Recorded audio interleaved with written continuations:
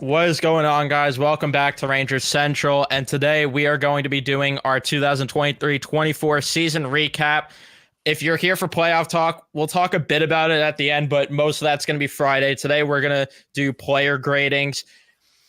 We'll do a couple other things, just talking about maybe our favorite games throughout the season, our least favorite games throughout the season, and why it's every game in January pretty much. But we'll talk about all of it. Leave a like on your way in, subscribe. What's going on, MJ, Royce, Dave in the chat, both NYR for life, Mike NYR for life. Hopefully you're wrong about Mika come playoff time. Anthony, NYR Central, Laugh, what's going on? But yeah, the Rangers are going to play Washington starting Saturday at 3, just made official there. So we'll see. We'll talk more about that, though. I think we'll start with the player grades. Are we going to start with that, or are we going to start with I'm good with whatever. Unless you just want to go over all three of us just explain how we feel about the regular season. We You can do that too. Maybe the player grades after great podcast, and we just had no plan. Yeah. Just hop right in. Good luck. Yeah, we totally weren't sitting here for 15 minutes just talking about other stuff instead. But I think what we'll do, we'll give our player grades at the end. We'll give our grades on the season as a whole, which I know people are going to give it an automatic A+ because it's the most wins in franchise history. But we'll talk about all of it. First, we'll start with the player grades. Who wants to run down the list? You want to just go? I think we should do it like this. If we go in order of least points to most points. Like for example, we start with Riley Nash and work our way up. If you want, I could screen share it. You want to screen share it? I'm good with either. I mean, we could just. Riley Nash played one game though. How the fuck are we gonna give him a grade? Well, you know what I mean, like 0 points and work our way up. Yeah, we won't count guys that played one game. Like they got to at least play somewhat of a sample size. How about 10 games? That way Edstrom's included. Yeah, let's do 10 games. I think that's fair. All right, hold on. Yeah, I know that Frank Saravelli tweet came out that I was traded the Big Apple hockey for Mark, but I'm still here. So sorry about that, Brody. All right, I could bring that up in a second. I just gotta take. Hold on, I got the wrong screen up. Oh yeah, we definitely don't want to bring that up. Definitely not. No, we are trying to see that. We are we are not prepared at all. Yeah, this is great podcasting. Yeah, we're all over the damn map. Okay, I think this is the right one. That's what people like about us, though. We're never ready at all. All right, let's start. I mean, do we want to? I think Edstrom up. I think Edstrom up is fair. I mean, you can't really include Hedel. Yeah, so I'll even add a filter for you. Do we want to include Chad Ruedel? Yeah, throw him in there. I mean, he's not going to pop it on this list, but yeah, I there. Throw in Chatty. He had 5 games played. I mean, we could start with that just because it will be the quickest of them all. Didn't really play much. The games they did play, I was impressed with some of them, disappointed in a couple others. A C. He's an 8th defenseman at the end of the day. Good depth. That's about it. Yeah, I'll give him a C+. He was solid defensively. Moving the puck wasn't so great, but like you said, 8th defenseman. So give him a C+ for me. Yeah, small sample size, C-. I'm not gonna be too nice to him. Big Ed. Big Ed. What do you got for this, Ev? I'll say like a B. I think that there's still a lot more room, obviously, for him to improve. I would rather him be here, honestly, on the roster over Johnny Cardio right now, and rather because I don't like Goudreau on the lineup at all, but him on the wing at least he's better on the wing. He's more comfortable there, and I'd rather Edstrom be on that 4th line right now with VC and Goudreau on the wings, but it's not the case right now. I still think I think he's been solid though. I'll say a B. Yeah, I'll go B as well. I would like him on the playoff lineup as well, but with the Wolfpack also making the playoffs, they're going to keep him down in Hartford just so he can play those playoff games. But yeah, for the games that he was up here, he played well.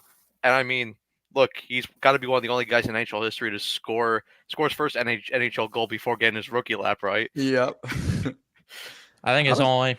I He's the like only one. Edstrom a lot, dude. I think you guys are right. I think he should be on the playoff roster. I don't see how. I don't understand why he was ever taken out. Him and Rempe on the fourth line. I mean, there was a very noticeable difference when both of them were in the lineup. He will definitely be in the on the roster next year come opening night. I think he'll be up with the playoff roster.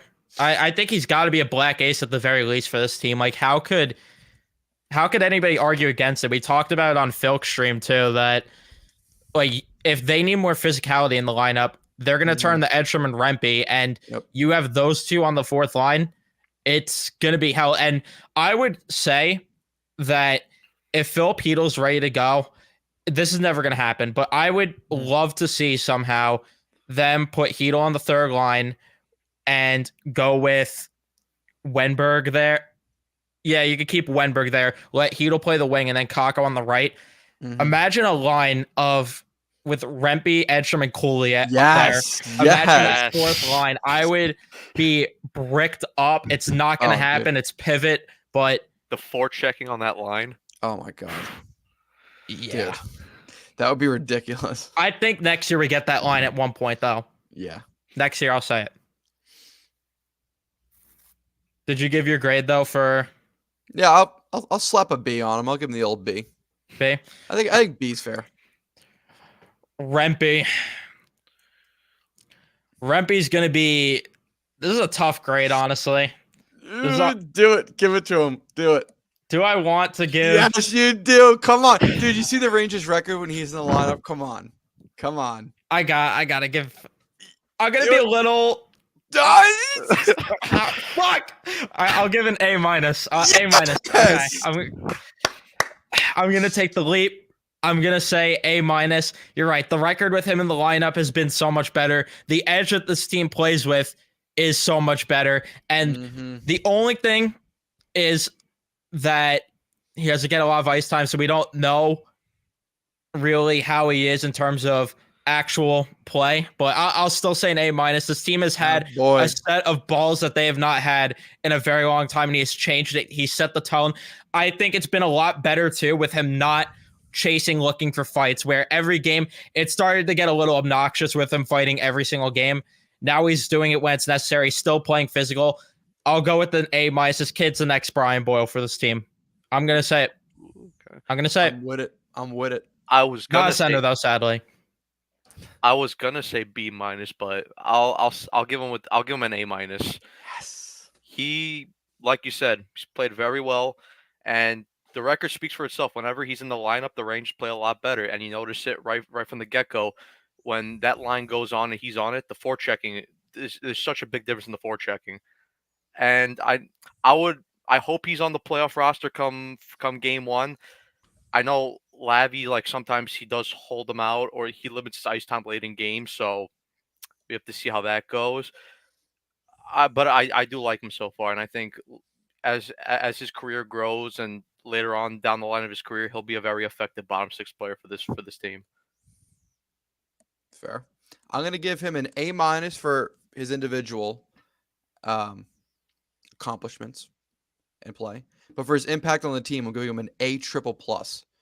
I mean, the team from the moment he stepped on the ice in the Stadium Series till the very end of the season. We said it. We said it every time we watched the game in our group chat over and over and over again, to the point where it got nauseating having to type it out for the 800th time. The team plays so different when he's in the lineup. They play harder. They play faster. Dude, Mika Zibanejad threw a body check last game. I don't know if you noticed that. Kreider was forechecking. Goudreau was actually playing okay for Goudreau standards. His impact on this team is beyond noticeable, and it's not exaggerated at this point. I saw it on Twitter the other day. What was it the Rangers record? 14-3-2 with him in the lineup, or 14-3-1 with him in the lineup? I forget what it was. Whatever it was ridiculous. His impact is there, and if he's not on the roster, I'm sorry, not on the roster. If he's not playing game one against the Washington Capitals with Tom Wilson in the lineup, knowing full well the Capitals are going into this as underdogs, they're going to even it as much as possible, which is likely going to be Wilson trying to run someone. Rempe better be there. If for nothing else, to stick up for his teammates, be a deterrent, or just provide the Rangers with a spark instead of getting bullied into a corner by Tom Wilson. Rempe beating the shit out of Tom Wilson is something I need. We will be there. WWBT. It will definitely be the holiday season if that happens. Oh, yeah. Forgot about that. Oh my god. But yeah, yeah, they need to start Rempe in game one. We'll talk more about that when we do our playoff preview. And I know that it might be generous, Dave, but I just think with the impact that, like, the way the team has played, I should say, has been so much better since he's been back. Like, think of what we were talking about before he was with the team versus now. And Yeah, McElrath. Oh, you forgot about that. I forgot about that too. But we'll move on to Wenberg. I'll go last on this one. I'll let you guys start with this. I'll go first on this one. I'm gonna give him a solid B. I think he's been very solid for this team. You know, when we first got him, I didn't watch a lot of Seattle Kraken games. I thought he was just an all right, solid player, and I didn't think his defense was all that great. But I gotta be surprised. His defense has been really good for this team, especially on the penalty kill. Yeah. Especially when the advanced analytics told you that he wasn't a good penalty killer, and right from the start, Lavi put him on the penalty kill, and he's been amazing. He caused a lot of turnovers, a lot of chance the other way on the penalty kill. So he's been solid. The only gripe I have about him is he doesn't finish. He doesn't score a lot of goals. He doesn't put up a lot of points, and especially for a third liner, especially for a third line that doesn't exactly have a play driver, I would like to see him start putting up more points and get involved in that aspect of the game. But hopefully, maybe with the return of Filipino, that line could get a play driver on there. So yeah, B for Wenberg for me. I'm gonna follow suit. I'm gonna go B minus only because the production is not there. But as a player, he's filled in great on that third line role. Not that there was big shoes to fill, considering the third line center were split between Brzezinski and Gaudreau. But the penalty kill, the second power play unit, he causes turnovers. He doesn't take penalties. He's everything you need for a low cost third line trade deadline rental. I can't really think of anything he's done where it's like where I don't when he's on the ice, I don't fear that we're going to get scored on or outshot or out this or out that. He's just quality, and he's filled in on that third line, I think, perfectly with Kakko and Cooley. I think Kakko's scoring pretty much doubled since the Wenberg acquisition. So I'm happy with Wenberg. I just wish his production was a little over half a point a game, which it is not at this juncture. Yeah, I'll go B minus also because of the reasons you guys mentioned with him lacking offense some nights. Like, there's times I'm filling out the stat sheet after for my post game, and I'm like, this is very underwhelming. Like, just seeing not even like any shots on goal at all, or you know, he's a dash something. But obviously, he's here to play defense. He's not here to be the point guy. He was never here to be that. And this is where we show how spoiled we are having great centers 1 through 3. Well, when Mika's on his game, and then when, of course, Heedle's in the lineup. This is typically what most teams have as a third line center. Maybe slightly better with most teams, but it shows how spoiled we are. I'll still give him a B minus. I think he's been the better easily, though, the two acquisitions, which we're going to talk about the next one. And I'll just transition right to it. Jack Roslovic,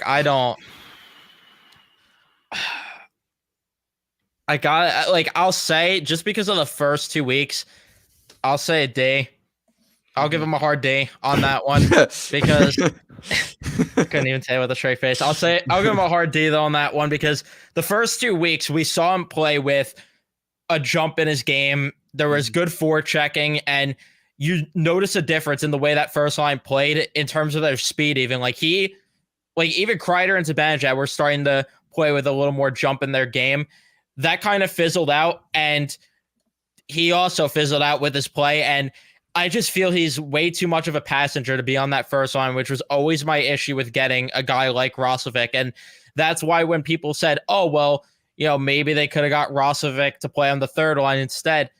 I don't know if it would have worked with Roslovic, Wenberg, and Cooley or Kakko as that third line, and then Kakko on the first line, because you have way too many passengers then at that point. Like, Kakko's the only one on that third line that drives some semblance of offense from time to time. Obviously, you want more, but there's just not enough. And if Roslovic was down there definitely wouldn't. He's been very underwhelming, and we shouldn't have high expectations given the fact that he's always been a streaky player, but he's been just so underwhelming, and I'm hoping that come playoff time, somehow things will change. And a lot of us predicted that he'd be the type of guy to get a big goal come playoff time. Hopefully that happens at the very least, but I just don't see it. And yes, pause to what I said before, but I'll let you guys go. I will give him a D plus. Yeah, I mean, really, Hard D plus or just a D plus? just a D plus. Okay. D plus. He's been not great. Like, we got to be honest here. I mean, apart from like don't get me wrong. When he first came here and his like first 3 games, like I'm pretty sure they were against St. Louis, the Devils, and Carolina. He played really well, and like you said, it rubbed off on Meek and Kreider. You know, he was forechecking, he was creating. You know, there was a couple times where he went in on the forecheck, and it eventually led to a goal. He played well his first 3 games, and then he just disappeared. And it wasn't even like it was so bad. Like, it's like Blake Wheeler looked better on that first line than he did. Yeah. And that's saying something, because Blake That's Wheeler's intense. Yeah, that's a red flag right there. Something wrong. I mean, he played well last night. I don't trust him though, because I gotta see it for a couple games in a row. Like, if he starts out the playoffs hot in game 1, game 2, and he's playing really well, then I'll give him a chance. But yeah, right now I'm not confident in him at all. So D plus. I'm gonna give him a semi D plus in that it can get higher, but it could also droop back down to normality, or flaccidity, or whatever you want to call it. So my reasoning for that is when he plays hard and controls the puck and isn't playing like he has his head up his ass, which sometimes it feels like he does, or being a passenger, he's been very effective. Like you said, those first few games he played, we noticed him. He was fast. He had hands. He was shooting. He was passing. He was doing all those things. It's almost like he was playing a free man, like a free man. And then he just became a passenger, like a man happy to be out of Ohio, which is Winnipeg, U.S. Right. Well, easy. There's only one Winnipeg. As we've seen the we've seen the reviews. Version of Winnipeg. We've seen the Airbnb reviews of Winnipeg. Bronx, Winnipeg. You're right. Bronx, Winnipeg. But yeah, that's why I'm giving him the semi D plus, because when he's on, dude, that D plus gets a lot higher than a D plus. But when he's off, it's like, I'm not really into this, and you're just completely flaccid. My other issue with him is that there's just way too many turnovers from him too at times. Like, there are times he just makes such boneheaded plays, whether it's exiting his own zone or in the neutral zone, and it's just like, what are you doing? Just trying to go right down the middle of the ice with your passes. I don't know, but we'll move on to Jones's next, right? This is an interesting one. You have to account for the whole season. This is the problem. Yeah. Because recency bias makes me want to say one thing, but I'm gonna go B plus. No, I'll go B actually. I'll play a little more safe because we can't ignore how bad him and Schneider were together at the start of the season. And I think a lot of that does have to do with how poor Schneider started off the season. But ever since the All-Star break, he has been unbelievable, to the point where we're on our hands and knees for him to be in the lineup, and it's just not happening at all for some reason, because apparently there's a hard-on for Gustafsson, which I don't get it, but Zach Jones needs to be in the lineup. He's been unbelievable since the All-Star break, and that's more of a sample size than what we saw early in the season. Like, the only game I could even remember early in the season that he played good in, at least offensively, but he was also kind of poor defensively in this game, was the game against Detroit in November, where they won 5-3, I think it was. But that's the only game I could even remember him playing like solid and in the first half. Other than that, like, he was really bad, to the point where I remember saying on my deadline stream, why is he still on the roster? Like, what's the point of keeping him on the roster anymore? Now he's either cemented himself as a permanent player for next year's roster, or he's a trade chip next year. So the Rangers are doing pretty good there themselves, organizational wise, with the Zach Jones situation, but he needs to be in the damn lineup right now. I'm gonna go B minus. Like we said earlier in the year, not good at all. Especially him and Schneider, they were not clicking at all. But he came out of the lineup. He sat out I don't know what happened, but ever since he got that chance to come back in, he's proven that he belongs on this roster right now. I mean, and you could see the way the team plays so much better when he's in the lineup in terms of puck movement, defense. They just look a lot more comfortable when he's in the lineup. If I was Lavi, he'd be in the lineup for game one, but obviously he loves Gus. That's his guy. It's not gonna happen. It's a shame, but hopefully, I don't want any injuries to happen, but I do hope eventually in the playoffs that he gets a look in because I really think they will be a lot better if he's in that lineup. Yeah, I'm gonna again because we have to take into account the whole season. I'm gonna give him a B. What actually impressed me the most about Zach Jones in his return to the lineup, it wasn't his puck movement that we knew was there. It wasn't his skating that we knew was there. It was the fact that he was actually physically keeping up strength-wise with all the players he engaged in puck battles with. He wasn't losing puck battles. He's very reminiscent, and I know this has been said before, he's very reminiscent of Adam Fox in that sense. Whereas his positioning and the way he uses his low center of gravity to win physical puck battles is very impressive. And it's something that, like, I know you said he could be a trade chip in the offseason. This is a guy I'd rather hold on to instead of sell low. I agree with that. I was just going to say I agree that they should keep him, but I'm just saying that if they wanted to, they'd get a lot more assets now than they would have before. Absolutely. I'm a very big fan of Zach Jones. I think he's got a bright future on this team, especially if he continues to follow. Even if he becomes Adam Fox light, that's still a very quality number 5, number 6 defenseman. And even if his peak is a number 5, number 6 defenseman, that is a very valuable asset to have. As we've seen with the New York Rangers in the past, they love to spend money on number 5 and number 6 defensemen in free agency, and they don't always work out. Does anyone remember Patrick Nemeth? Okay. Does anyone remember those 2 second-round picks in Ty Emberson? Because I do. Ty Emberson, who had a good season in San Jose as well. Yeah. Lost him to waiver. So 2 second-round picks to get rid of Nemeth. 2 years of Nemeth. Imagine that. A guy being so bad, you've got to give a second-round pick per year. He's not on your roster. Anyways, I digress. I'm a very big Zach Jones fan, so I'm giving him a B. And it's just annoying with Jones, though. I just wish Fox had his foot speed, or imagine Jones had Fox's IQ. Like, if you combine the two players, they'd be superstar. If Jones could just, like, he just needs to have a long discussion with Adam Fox and get as much knowledge, get that hockey IQ up, and Jones, he's going to have a very bright future. I would love for him to get power play 2 minutes next year too. Yeah, like, he should be on PP2, and I think another big thing is the defense. His defense has looked a lot better since he's came into the lineup. Yep. He's got a hell of a shot too. His wrist shot is insane. Yeah, and I think with his play down the stretch, I don't think they will bring back Gustave next year because I just think some other GM's going to offer him some dumb contract just because of the amount of points he was putting up earlier on the season.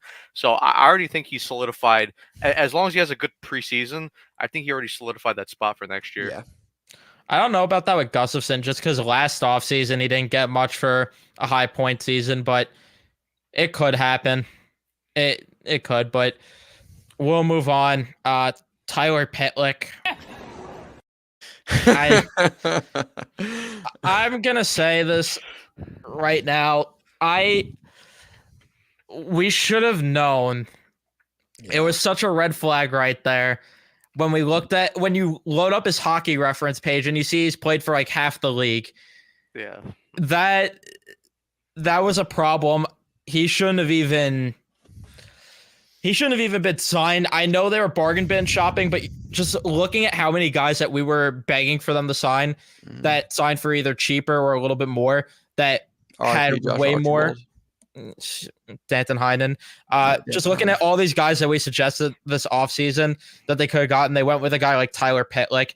It's just, I don't get that decision at all. And that was the story this offseason, though. Like, none of these offseason moves, the one that we thought wouldn't work out, ended up working out, which we'll talk about when we get to the goalies probably last. But, yeah, there's really not a lot to say. There's a reason he was waived. There's a reason he's on the Wolfpack right now. He'll probably be up with the Rangers again come playoff time, just to be a body. Yeah, Black Ace, but there's really not a lot to talk about. Yeah, no, basically everything you said. And as what Frank said, F. Just F. And I was kind of a little excited for him. I was honestly a little excited for him because I did like him, but like just watching him around the league before, and especially when you bring him for a cheap contract like what they did, but just didn't work. I mean, and when he like the first handful of games when he kind of came out flying, hitting everything, causing turnovers, it was fine and actually looked like it could work. But then it just turned into like he's not really hitting much. He's just kind of losing puck battles and turnovers, and he just wasn't really effective in his role. Yeah, I mean, there's a reason the St. Louis Blues just didn't keep him after he had a 16-point year. Like that's one of his career years, and they still didn't keep him. So. Just get it up. Bonino was. It's not even a point. There's no point even talking about this. Just atrocious. And I will say though, I'll put my hand up and say that I was wrong. I thought Bonino was actually going to be like a better signing. They end up being. Nick, you were very against it because From of the get-go. Because of age and injuries at that point. And what you said was true. 3 years ago, this would have been a unbelievable pickup.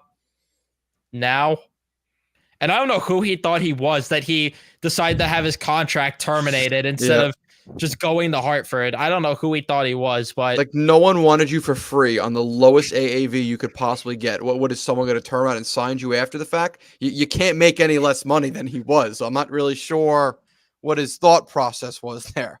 Like, and the worst part was like the first couple games he didn't look that bad. I mean, he was winning a lot of face-offs. He blocked a lot of shots on the penalty kill, but that's really all he did. And then after his that, body broke after that Buffalo game. After that faded away, he just it was Jover. It was Jover. This is a fair point that he helped the team improve face-off wise because there was a difference, but I don't know. To me, the fact that you had to get a player on the roster to help you be a better face-off team is more of an organizational issue than, a testament to how good Nick Bonino is on face-offs, but that's just my opinion on that. Did you give your grade, Nick? Yeah, F. There's not really much to add. He just wasn't good. And just to answer Phil's question in the comments, my grades, I'm rating them based off of what I expected them to be and whether they met that or were below it. If they met it, they're getting a C. If they exceeded it, they're getting over a C. If they did not meet it, it's under a C.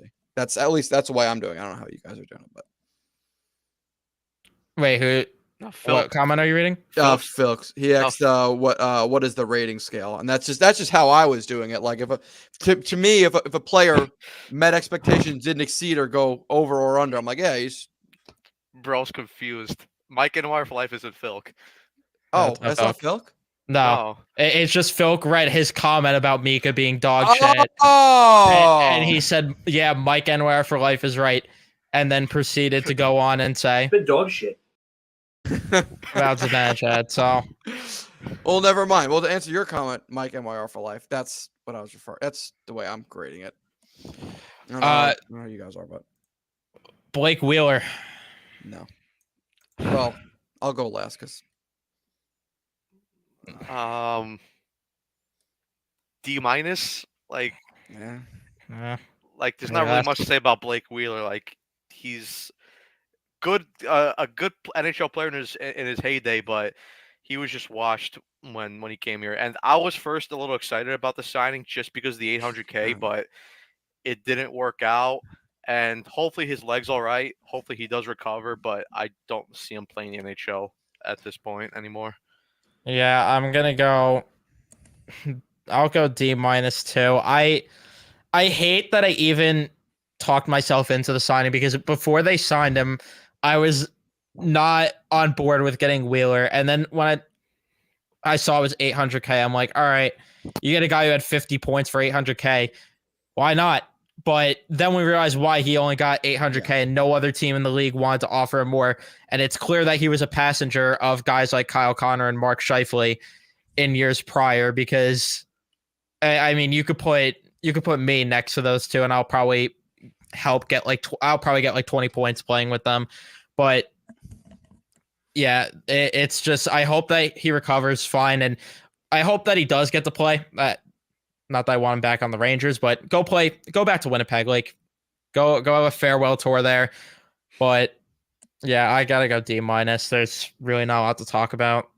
Yeah, just well, I'm gonna go with a flat D only because I don't know if you remember, but when we were doing our free agency stream, we literally just said if he's at least half a point a game player, it was a worthy signing. He was at a 0.39, so it's pretty under that. But I don't want to give him a D minus because as much as I want him to be half a point a game player, I think none of us really expected that. And the fact that he was a tenth of a point away from it, I'll give the benefit of the doubt and go to flat D. Just so as to not shit on him too much, even though I was not happy with his time here.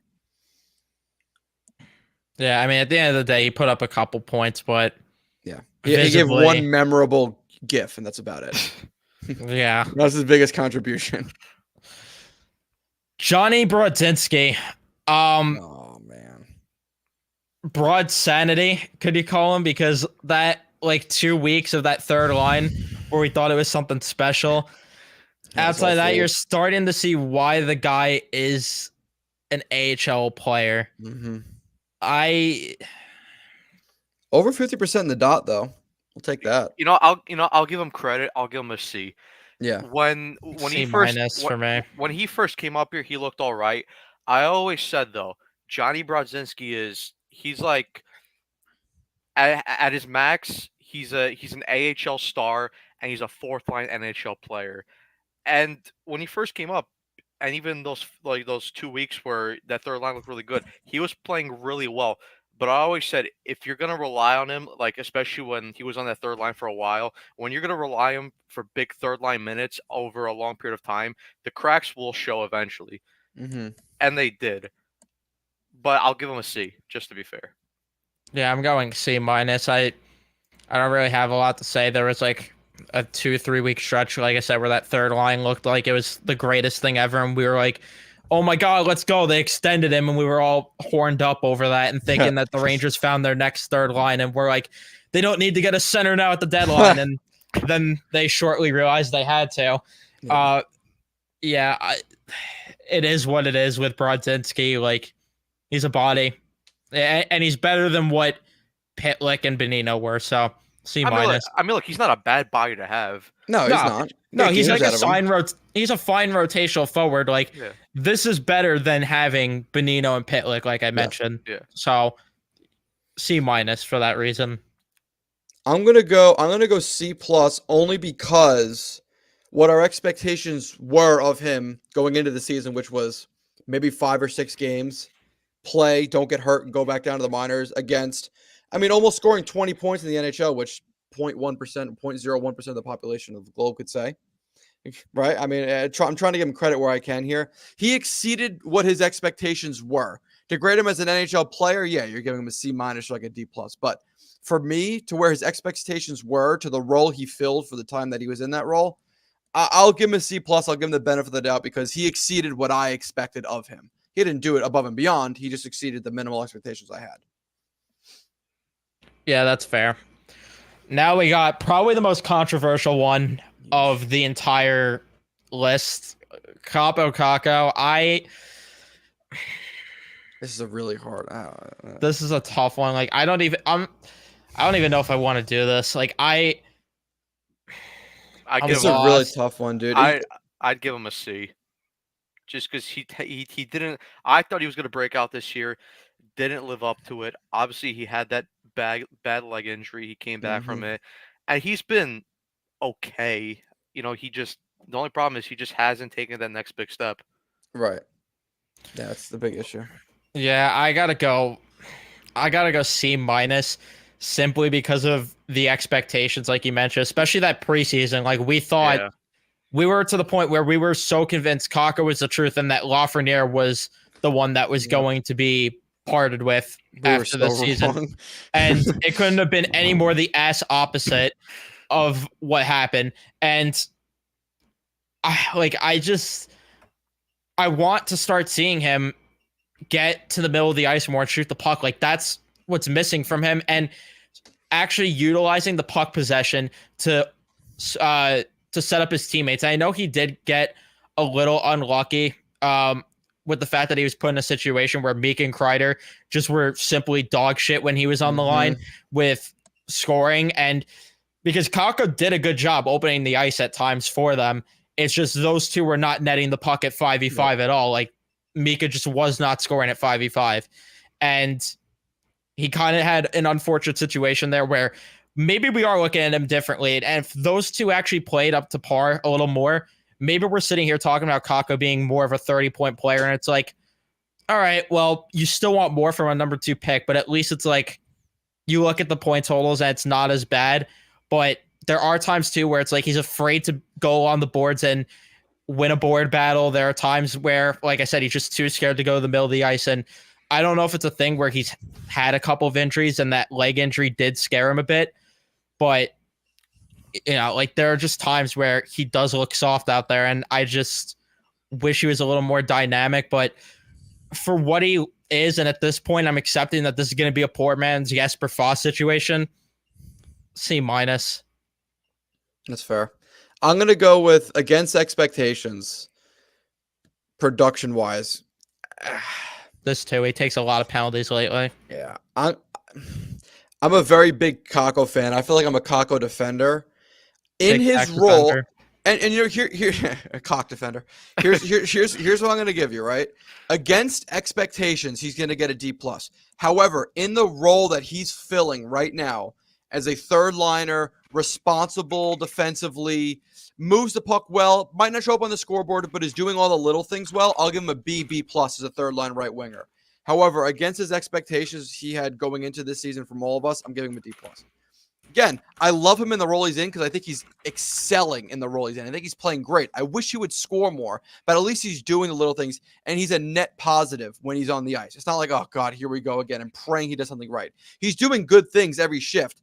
It's just from a second overall pick, year 5 now, right? Or is it, year 5? It's like you're kind of wishing that the scoring would finally show up, and it hasn't. So I'm going to stick with that. Yeah, I definitely agree with that. But next we got Trouba. All right. Captain Picasso. I'll say he's got a lot of nicknames, this guy. I'll say D-. And my reasoning that's not an F is simply because of the fact that I applaud him for accepting the demotion to the third pair. Yeah, like that's fair. At the very least, I respect that, and it just shows that this group is bought in. But outside of that, there's really not a lot you could take away at all positively from Trouba. Outside the occasional hit he throws in after he turns the puck over, trying to break the puck out, and then he jumps from like out of nowhere in to block a damn shot. But he's garbage. Like, he's a turnover machine. I question his leadership at times, but I'll go with a D- there. I'll give him a D- as well. The D stands for dickhead. He just sucks. I'm sorry. The guy is such a waste of money. We're paying this guy $8 million a year. He can't move the puck. He can't skate. Every defenseman he plays next to looks like ass as well. I mean, prime example, Keandre Miller. Guy looks like an actually good defenseman who's next to Braden Schneider, but looks like total shit when he's playing next to this guy. I mean, it's just the day he gets traded off this team is going to be one of the best days in franchise history. He's bad. And look, I gave him credit earlier in the year too, because to start the season he was playing very well, and I gave him a lot of credit. Yeah. I said that he will never live up to the $8 million contract, but at the time he was playing like a solid $6 million a year guy, and he was. Right. But ever since November, he just reverted back to the Jacob Trouba of old. He's just slow. He gets beat wide. He throws the occasional big hit, which is exciting. And you know what? He might be built well for playoff hockey. He might do well in the playoffs. I mean, we saw the impact he made when he. I don't know about that. We saw what happened against Tampa. Let's not get carried away about I know. Hockey. I know. The only reason I say that is and because costing Winnipeg the conference finals. Yeah. Well, okay, fine. Look, he sucks. All right, I mean, he literally had his spot taken by Braden Schneider. He's worse than. I'm trying to think of a member of history. He's worse than, but he's just terrible. He's awful. No one likes him. He's just. I'm sure his teammates love him. Sure, he's got great public opinion, but just something about him is not rubbing the rest of the world well. He's just something's not there. He's just not good. I think he's useless, and I think if he played 16, 17 minutes a night, we'd all be a lot happier and would sleep better. I'm giving him I would give him a D, but like I almost feel like I'm giving away too much by giving him my D. I'm gonna go. Look. All right. Look, in all seriousness, though, I mean, dude, you playing 21 minutes a night with Keandre Miller. Often the forwards in front of him was the Trocheck line, which we'll get to later. How far and above in scoring they did, how great they did compared to the rest of the league. The high scoring league in the entire NHL this year. And this motherfucker mustered 22 points, 19 assists. Like, he got 19 assists with 120 point scorer on the team. Like, you're telling me you're so bad you couldn't even get secondary assists when guys like Panarin are wheeling up and down the ice willy-nilly, 120 points? I'm sorry. He's terrible. Yeah. Ugh. And I'm just glad more people are starting to realize it.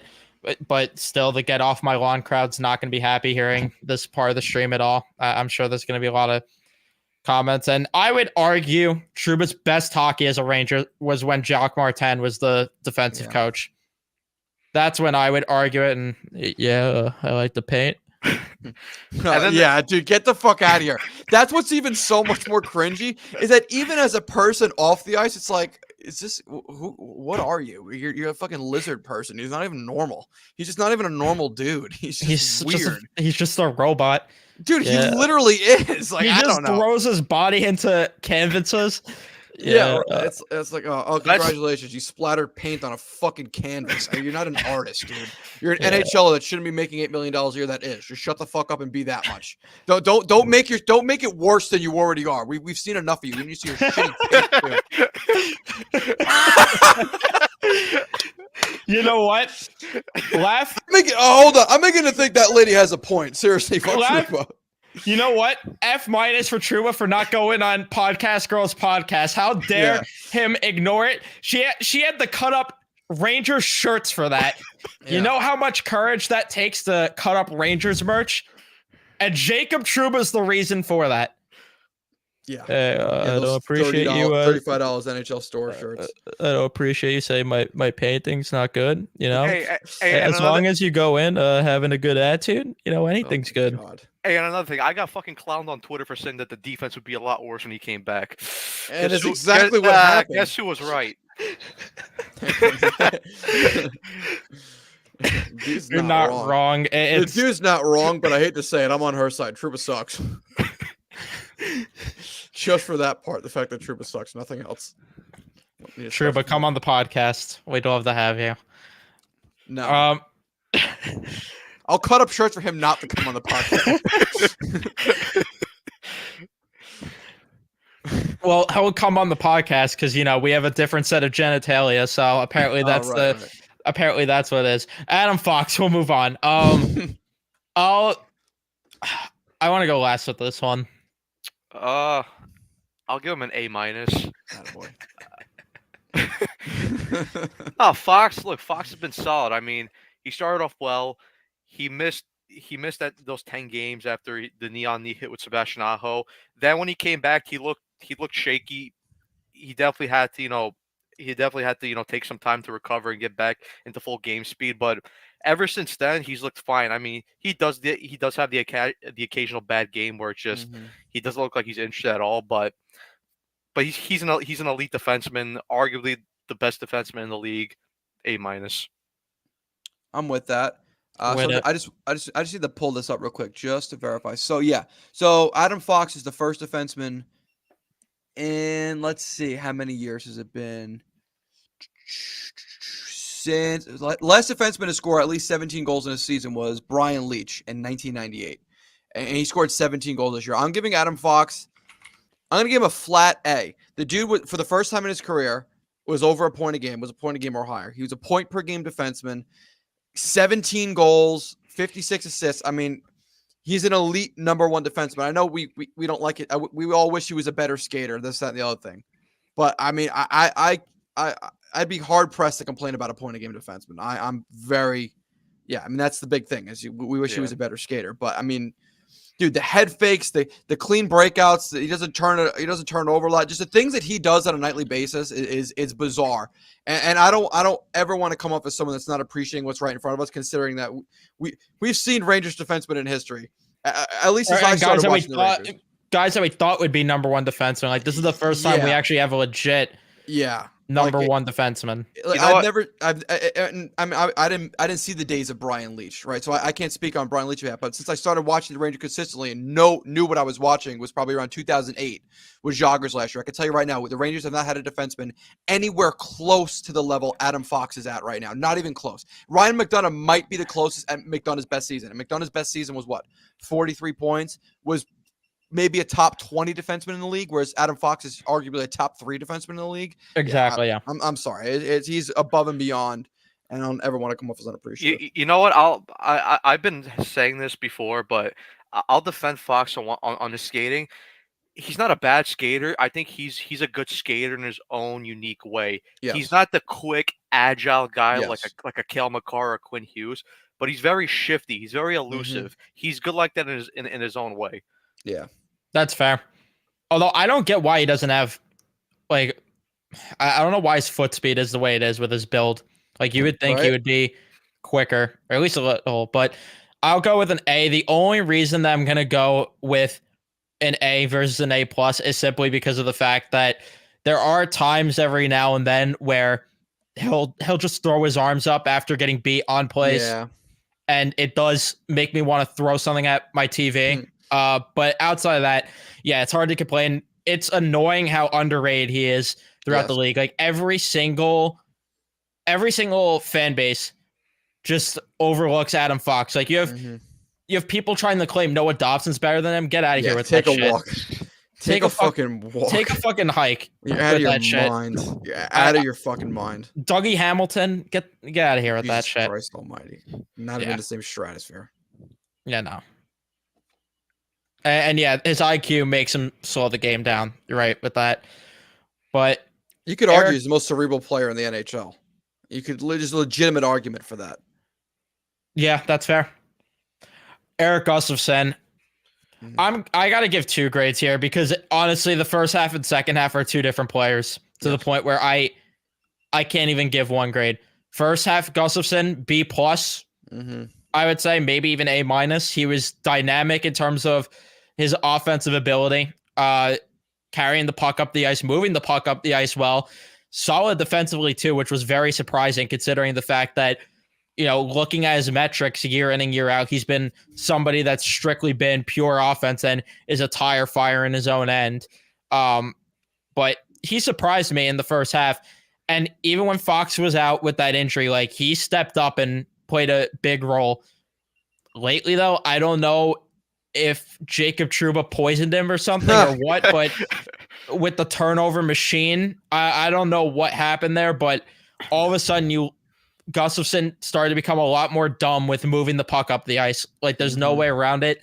Second half, Gustafsson, I'm not saying that he's been terrible in the second half entirely, but I'll say like a D plus C minus for his second half. Like, it's just infuriating compared to what he was to start the season. And yeah, it was the coffee laugh. Yeah, it was the coffee. Yeah. So first half, I'll probably go 8 minus. He was really good in the first half. I think, like you said, especially when Fox went down with the injury, he stepped up. He played, especially on the power play. He stepped up and he played really well. I mean, when you looked at his points in the first half compared to the money he was making, he had to be like the most like points per value, something like that. Yeah. I mean, I was making discussions that he was the best free agent signing out of that class last year. I mean, just for the points he was putting up and for how much little he was paid. But yes, since Fox came back from the injury and that second half, he's just been awful. I mean, turnover machine, not great defensively. Yeah, so like I said, first half A minus. I'll give him a D plus for the second half. So for the aggregate for the whole season, I'll probably give him a C, like a C, probably. That's fair. I'm gonna settle there too. I'm just gonna give him. I'll give him. I mean, this is tough. I mean, he is he's a third pair defenseman that put up 30 points. I mean, any team would want that, even with the baggage of that. He's been poor lately. God Almighty. I think a lot of the reason too we're so down on Gustafsson right now is Jones. The emergence of Jones has really made us like. It's tough, dude, because Jones has been. I'm just gonna go with a flat C. I'm not gonna go over. I'm not gonna go under. He did exactly what we expected of him, right? At the end of the day, 30 points, third pair. We knew he wasn't good defensively. He's had good defensive moments, but he's just a good, maybe fifth or sixth defenseman, and I'm okay with that. So I'm just gonna go with a flat C. I want to dog him for his play recently, but I'm not going to. Just gonna go with flat C. Yeah, we were at that game too where Fox and Hedel got hurt. Damn fucking Hurricanes. I flew from North Carolina to New York to watch the Rangers play the Hurricanes. But there was an added bonus after the game. Yeah, there was an added bonus. It was an expensive one, but it was a good one. Yeah. Shout out Lassie, though. Yeah, shout out Lassie. I think that bonus is actually warming up my bed for me. Ryan Lindgren. This is another really tough one right here. This is another controversial one. See? Like, he's been the definition of average this year. I'd maybe even lean towards C- because we've seen him play way better than he's playing right now. And the fact that he's noticeably slowing down his play. Yeah, that's a bit nerve-wracking. Age 25, 26, right? Is very alarming to me. And I already was team don't extend him because of those reasons, because it's Dan Girardi, Mark Stahl all over again. And you can't do it. And I know fans like him and will miss him, but I also will say he's probably not ideal for a first pair. If they win the cup this year, then hey, go do it and prove me wrong. But like, I don't know how I feel about Lindgren being a first pair defenseman. Forget just on a cup team, but like, because they could win this year with them, but a dynasty team. Like, could you see Lindgren being here for multiple cups as a first pair defenseman? Not as a first pair. I mean, as a second or third pair, Second, third pair, maybe. Yeah, I'd go C- as well. He's just had a mid-year. I mean, when he plays well, he looks good, but then when he's off his game, you can tell. And like we said, he's not a first pairing defenseman. And I don't want to extend him either because I have a fear that Drury's going to give him like a 5-year extension at like 4.5, and I do not want to see that at all because, like we said, that's just Mark Stahl, Dan Girardi 2.0 waiting to happen. Now, I mean, look, if he goes out there, he has good playoffs, and the Rangers win the cup at the end of the day. Like, I don't want the contract extension, but at least that will like justify it. Like, not a lot, but at least like a little bit. It's like, okay, we got the cup, but still, at the end of the day, even though I like Lindgren, he's a good guy. He wears his heart on his sleeve. He fights for the team. I just really don't want it. I just really don't want that extension, and he's been average this year. So, like I said, C-. Yeah. Overall, like against expectations, he didn't exceed nor disappoint necessarily. I should give a flat C. And I'm not going to repeat all the punchlines we just gave. I mean, it's simple as that.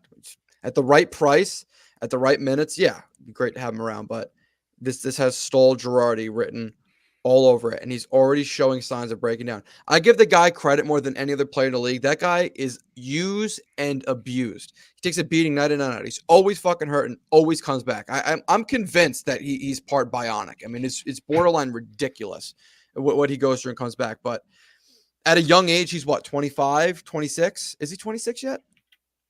I think he's 26, but if he's already showing signs of slowing down, and Slavin's a free agent soon, so he's 26. Yeah, wait. He's 26 years old. Save the ammo for Slavin. Yeah. But sadly, that's probably pivot. But Barclay Goodrow, I get Frank up. Yeah. Do we need to say anything more? Like, congratulations to him on his Chris Paul goal against the Stars and his like 2-game run there where he had that Yes. 2-goal game and he looked good in, what was it, the game before, the game after? Bro had his earthquake moment. Yeah, Yeah, like that's about it. Yeah, dash 13s, fucking 78 pims. It's like, what do we? I expect a buyout this offseason. Yeah. I for intangibles, you know what? I agree with that. Yeah. I for intangibles is good. But He just wasn't. He wasn't good at anything. He just. I don't know. I don't understand what the infatuation with him is with every coach except that's come in. I mean, granted, at least like the past 2 years, not counting this year, the 2 years prior, he was at least scoring 30 points. It's like, oh, okay. I mean, it's you could almost justify it, but like, dude, he scored 4 fucking goals this year. I don't think any of those goals meant a damn thing.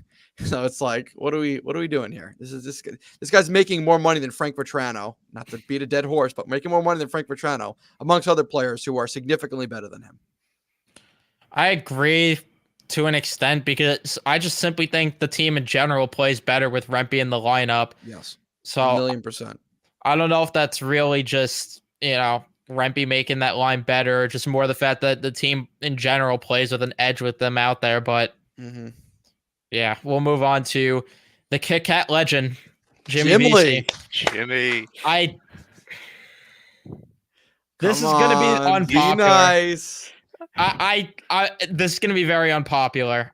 I'm not a VC guy. I'm just not a VC guy at all. Wow. I just listen.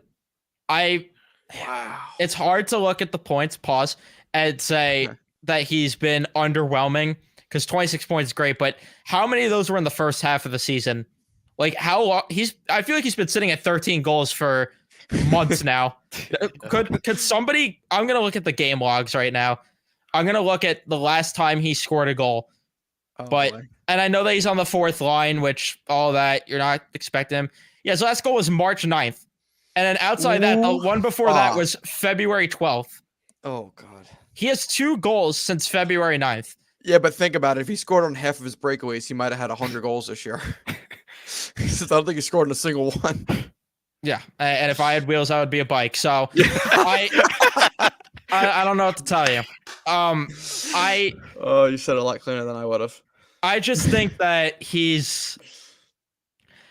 I just don't like him considering for the 4th line. Like, I know that production-wise it's hard to complain, but it's the fact that he's been on the top line every now and then, a lot of that production. I just think for the 4th line, I'd rather somebody like Edstrom, like Rempe.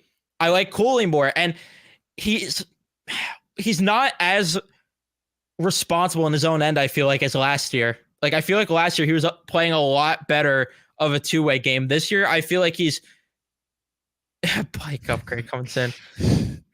I just feel like he's been underwhelming this year from the eye test, at least. Like, even with the eye test, I couldn't tell you he had 26 points. I thought for sure he had like 10 points this year. I'll go with a C- just because of the points, but I don't see it with VC. I don't. I'll go C+. I like VC. I really do, especially for the money he's on. He's only making $800K. I mean, it was a bargain of a contract extension that Drury got on him, and I mean, I do agree with what you said. First half of the season, he looked really good. Second half, he has tailed off. But I mean, there has been a couple games this year where I look at VC, I'm like, this guy was like the 3rd best player on the team for like that certain game. I mean, like I remember I haven't seen it in a while.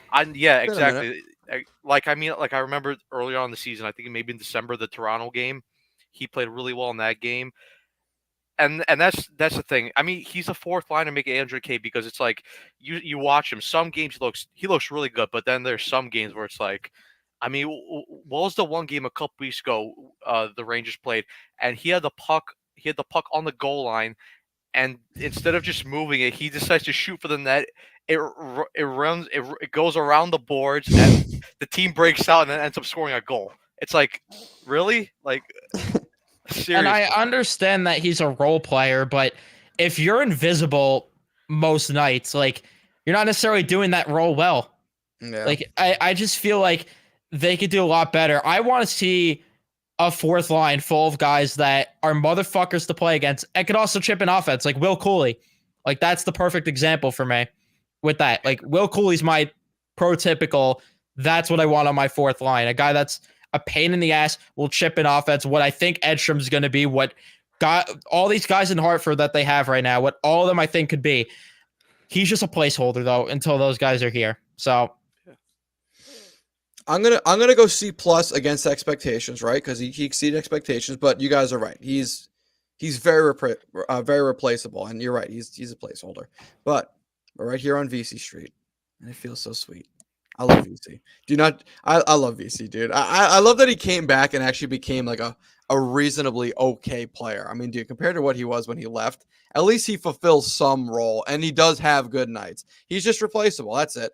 And I just haven't seen him since the first half. Like, I swear I you're don't not notice wrong. him ever. You're not wrong. You're I not just wrong at don't. all. He's also has the lowest the lowest scoring percentage on breakaways in NHL history. I'm convinced of that. As a matter of fact, I go as far as to say I think he's missed more nets on breakaways than he's hit. So. I don't want to see the Sheldon Keefe VC. I want to see first half VC. If that VC comes around come playoff time, okay. I'm all aboard the VC train, and it's funny too because I remember the last time he scored, or it might have been the time before, I was talking shit about VC in our group chat, and then he ended up scoring, of course, because that just always happens. So maybe this will be what gets him going. I'm talking shit, it will get him going because he obviously knows who I am, right? Thank you for the $5, Adam. Do you think there is a chance that the Rangers could trade for Vetrano in the offseason or another right wing one?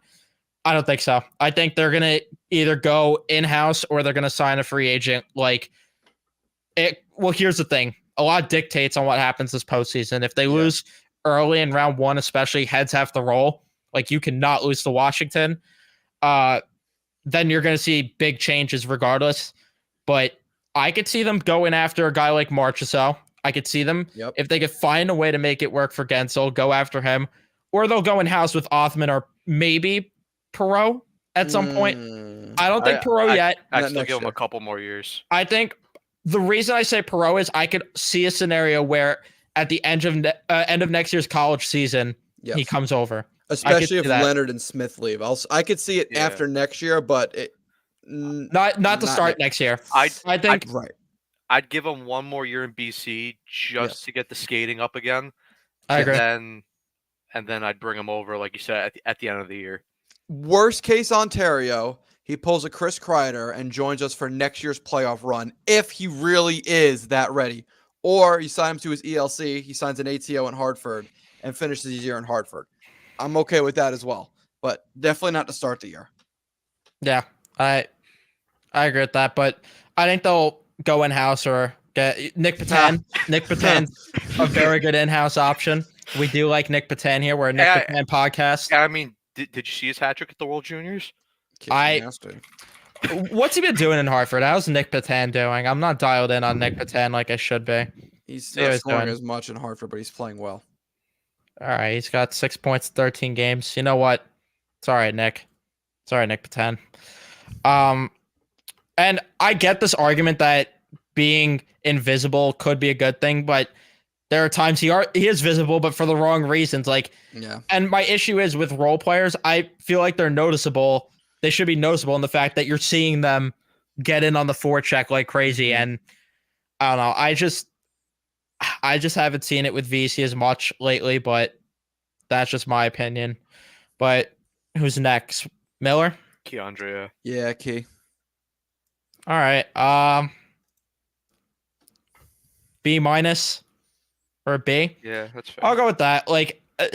The thing that I'll say is I feel like we should have seen a step forward more in terms of his play or consistency, I should say, because that's the issue that's continuing to hurt Keandre Miller is consistency. There are games where he looks like he belongs on the top pair with Adam Fox and we're all bricked up. Mm-hmm. And then there are nights where he looks like he's making peewee hockey mistakes and went to the school of Jacob Trouba of turning the puck over. I can't give him any higher than a B-, honestly, just because of that. I just want to see a step forward of consistency. That's all we're consistent we're just a consistency issue away here. And I do think a lot of it has to do with the fact that he's played with Trouba a lot, and Trouba he's just drags handicapped. down everyone. But a lot Yeah. of it is him at times where he's going around chasing people, going out of position. But I'll go B-. Yeah, I'll go B minus as well. I agree with what you said that we were looking for a more bigger jump in terms of in terms of development for him. I am willing to give him the benefit of the doubt that most of it is Trouba tax. So I will give him the benefit of the doubt there. This is why, for me, I'm going to be paying very close attention to him in the playoffs, because now that he will be playing with Braden Schneider, who, when he does play with him, he looks a lot more comfortable. I'm willing to see how big of a factor he will be in the playoffs this year, because if he could take the next step in the playoffs, I think he will be a very big reason why this team goes far. A Joey D ice cold take right there, huh? Yeah, right. Yeah, I I like think that. he will be It's going to be a very big piece. Like we said, I don't like I said, I'm willing to give him the benefit of the doubt that it was Trouba tax. So let's see how he does with Schneider. But I also want to see a bit more physicality. Yes, dude. When he plays mean and he's mucking, bro, that guy outmuscles players I never thought he'd be able to outmuscle. He's stronger than he gives off. He's like Nico Mikkel in that regard. Like, he doesn't realize how tall he is. Yeah. He doesn't realize his size. Pause. But he just doesn't. That's the truth. I'm going with a B for K'Andre Miller. The fact that this man came out of the season a plus while playing with Jacob Trouba, I mean, that in and of itself should be Bobby Orr status. But we're not ready for that conversation yet. No, I'm okay with Miller's season. Would I like him to take a step forward defensively? Yes, but I mean, dude, when you're playing with Jacob Trouba, I mean, how many 2-on-1s, could one man face before he's like, fuck it, I give up? You know what I mean? Like, he played well. He's good. He's good in what he does, and playing with Braden Schneider is where you saw the best hockey out of K'Andre Miller, and I think this kid's gonna be sick. Yeah, I agree with that. Just want to see a bit more, obviously, of the physical play, because you're right. Like, when he plays physical, oh, dude, the league's fucked over. Yeah. Good old Mika Zibanejad. Mika Banana Dad.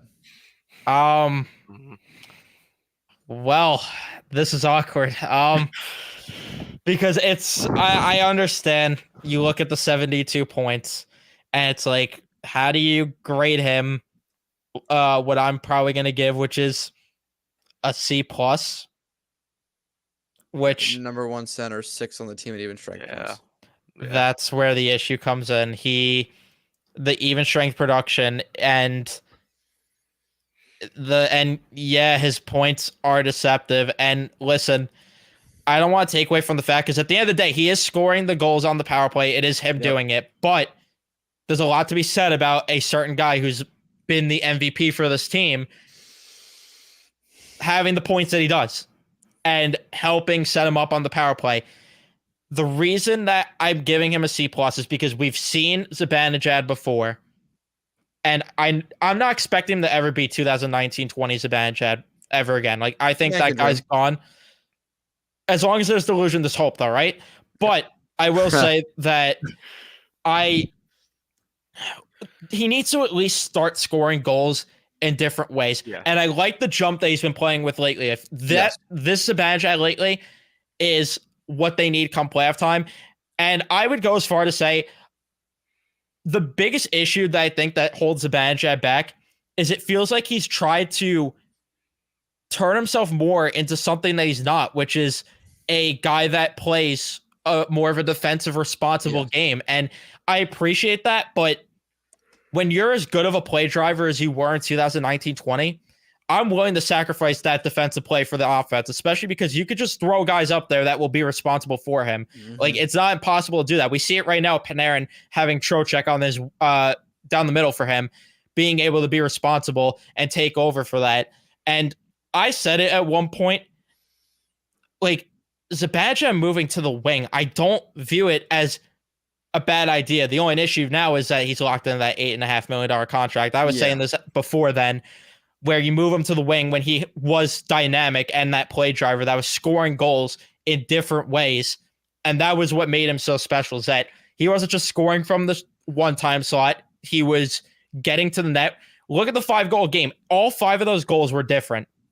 Scoring from a slap shot, tipping goals, the one-time spot. He was getting to the net, backhanders, scoring on breakaways. That's what they need from him. Even look at that shorthanded goal he scored in opening night last year. That's what they need Zibanejad to be more of offensively.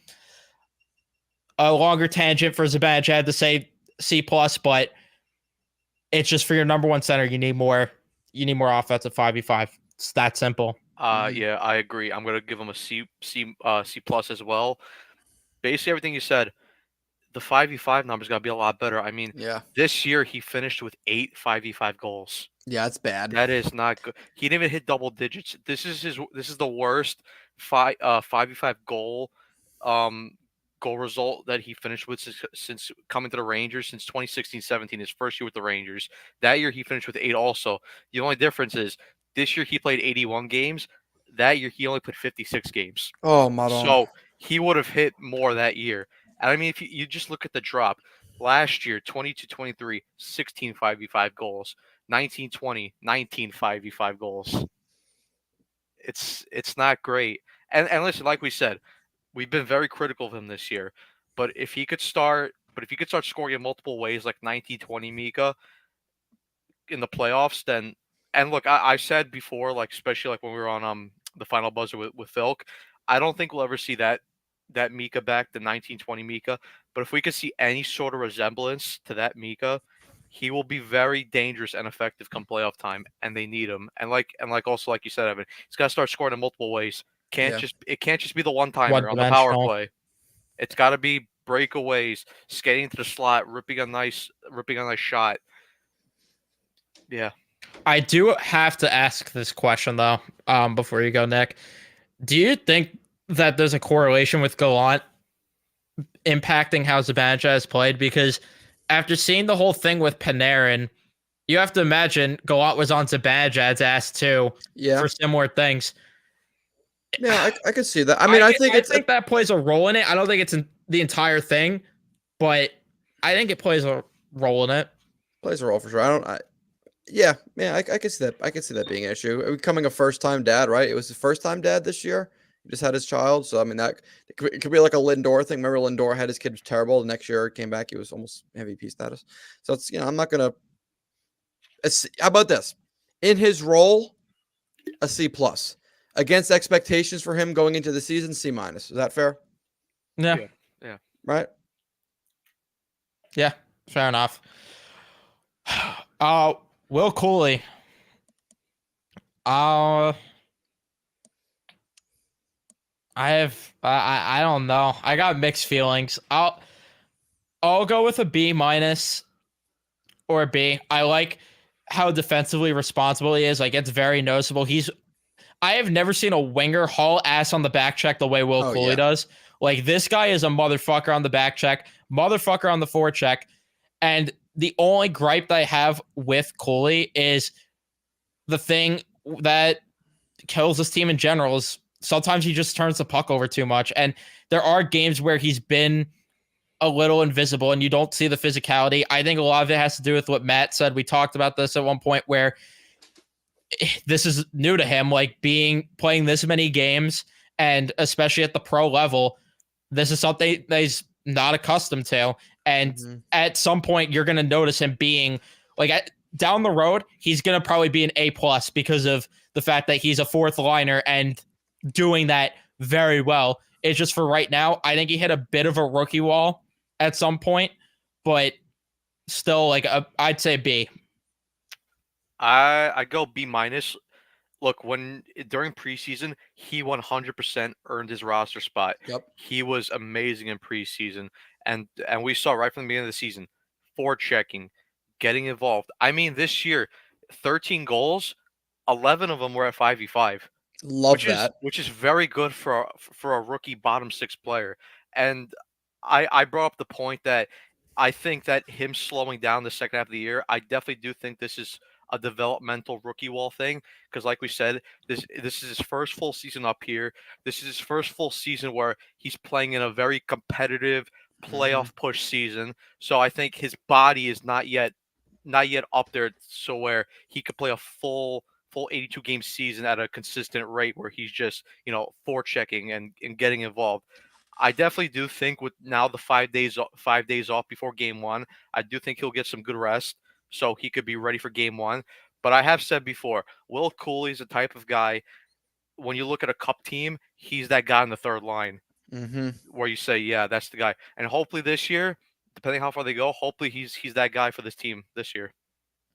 Yeah, I like that. I'm gonna give him a B plus, only because he exceeded what I expected of him. Again, we like to say on this podcast, Ryan Gropp hangover, and holy hell, has he smacked that right in the fucking face.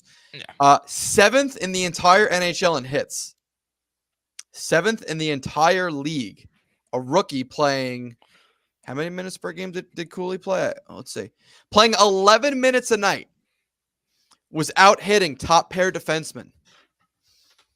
It's pretty impressive considering how there's some really physical guys out there that he out hit.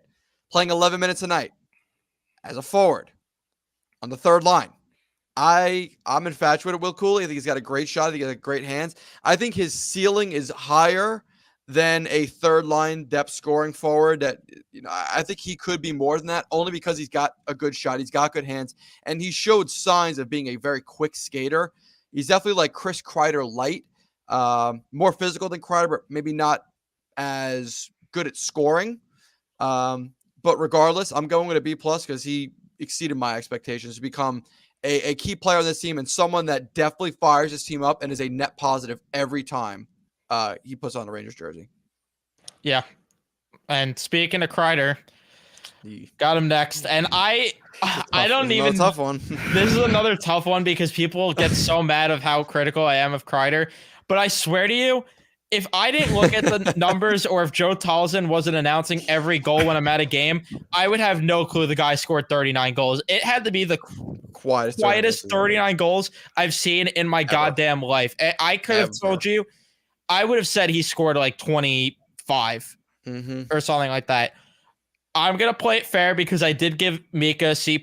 I got to give Kreider a C+ too. I mean, they're the Wonder Twins. They do everything together. They pee together like Trevor Zegras and Jamie Drysdale. So I got to give them a C+ as well.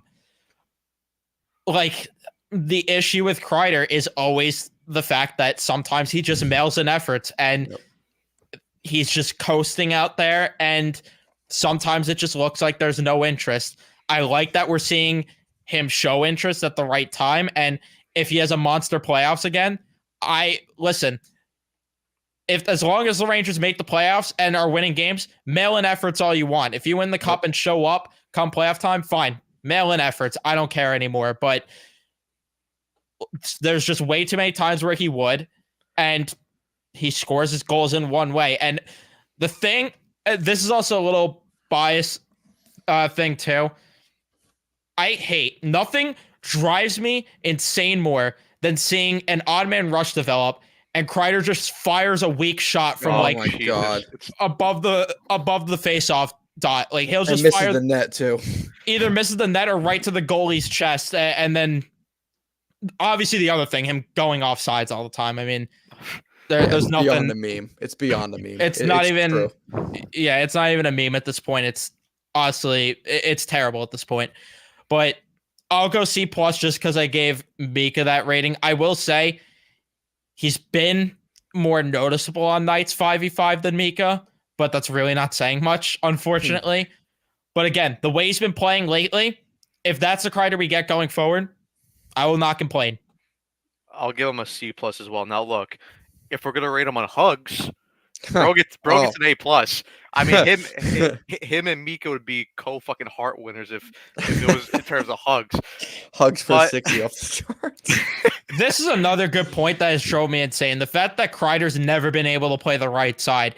Yeah. And so the fact where your MVP winger, when he takes shifts with Kreider and Zibanejad, is playing on the right wing because Kreider, for some reason, cannot play there. But I don't know. But just to finish, I mean, like you said, I don't know how he scored 39 goals. And I mean, when you look at the distribution of them, out of the 39 goals, 15 of them were at 5v5, and 18 of them were on the power play. Yep. Look, I wonder how many Panarin assisted, though, too. Probably Yeah. a lot. Now, look, I love his power play production. I do. He stands there with his big ass in front of the net. He tips pucks and he gets dirty goals. I love that. But for $6.5 million, you got to be more effective at 5v5. Yeah. You, Throw the damn body every now and yes, then too. throw the Especially at his body. size. He's a big boy. Yeah. Literally. I'm gonna go B minus. I mean, it's hard, even though Pause, by the way. even though he didn't even though like he wasn't eye test consistent, which we all know he's not consistent. He never is, never will be, never has been. 39 goals and 75 points is 39 goals and 75 points. I'll give him the benefit of the doubt. Give him the B minus because even though it was quiet, he did score 39 goals. Yeah, that's fair. It's a fair point. Trocheck. Yes, sir. This is an easy A for me. Yep. And this finally, the Rangers have a center that isn't just a complete passenger for Panarin. And a lot of people want Strome to stay just because of the fact that he put up a lot of points and Panarin put up a lot of points next to him. If Panarin's truly elite, it shouldn't matter who he's with. And now you're seeing even better production because he's playing with a better player in Vinny Trocheck. And for a guy that was supposed to be the 3C going into the year, to step up in Filipino's absence, give a 77-point year, and be as dynamic as he's been, and help open the ice up too for Panarin, which we'll talk more about that too with the last player we're going to talk about, at least from the forwards, because we still have the goalies. But yeah, Trocheck, easy A. Easy A. Yeah, I gotta agree. Easy A. I mean, 77 points, career high in points this year, just under a point per game player. He's been really good. He wins faceoffs. He's solid defensively. You know, he gets involved in board battles. He's just a solid all around 2C. He's been and a well deserved all-star appearance for him this year. I'm gonna go A. Fuck it. I'm gonna go A plus. This dude's Derek Brassard on steroids. I just everything he does, can't complain about a single. He back checks hard, forechecks hard, passes well, shoots well, third or fourth in the NHL in faceoffs. Like this guy is just everything that we've needed in a 2C that we've just never had since my time as a Rangers fan. I'll take it a step further. He's Brandon Dubinsky on steroids in the fact and just everything that he does. And I think his PIMs were down this year too. Nah, still 55 PIMs, which is not great, not ideal, but regardless, I mean, an almost point per game second line center that's doing all those things for you. Yeah, I'm going to go A plus. He beyond exceeded my expectations. Yeah. The only reason he didn't get an A plus is because the only guy that does get it for me is Artemi Panarin, and rightfully so, because an MVP level year, and I love how much the MVP chants piss off other fan bases. Let's keep doing it. And he should be in the MVP conversation. Whether or not he actually wins it, he should be getting those chants because he has been the MVP for this team. Look at the point difference between him and Trocheck is second in scoring on the team. It's absurd. 43-point difference. Absolutely absurd. And people are arguing against the MVP chance because every guy that's in the MVP conversation, there's no way Marner's points are that far behind Matthews. There's no way the point difference between Rantanen is far with McKinnon, Draisaitl, and McDavid. Even strength points, a 23-point difference. It's absolutely absurd. It's ridiculous. Like, this is the Panarin that we've been hoping for, that they would sign. I'll tell you right now, I don't think he's going to disappoint us in the playoffs this year. He's got two line mates now that open up the ice, and that's another thing which we're going to talk about when we get to Lafreniere. I'm tired of the narrative, too, that he entirely is the reason that those guys are playing better. I think those guys are helping him be better by opening up the ice more for him. It's a cohesive thing, but Panarin, he deserves the MVP, plus. Double A plus, no double D for sure. Just strictly A's across the board for sure. And yeah, the Panarin and Brunson, the most disrespected and slept on potential MVP candidates in their respective sports. I don't have anything else to say.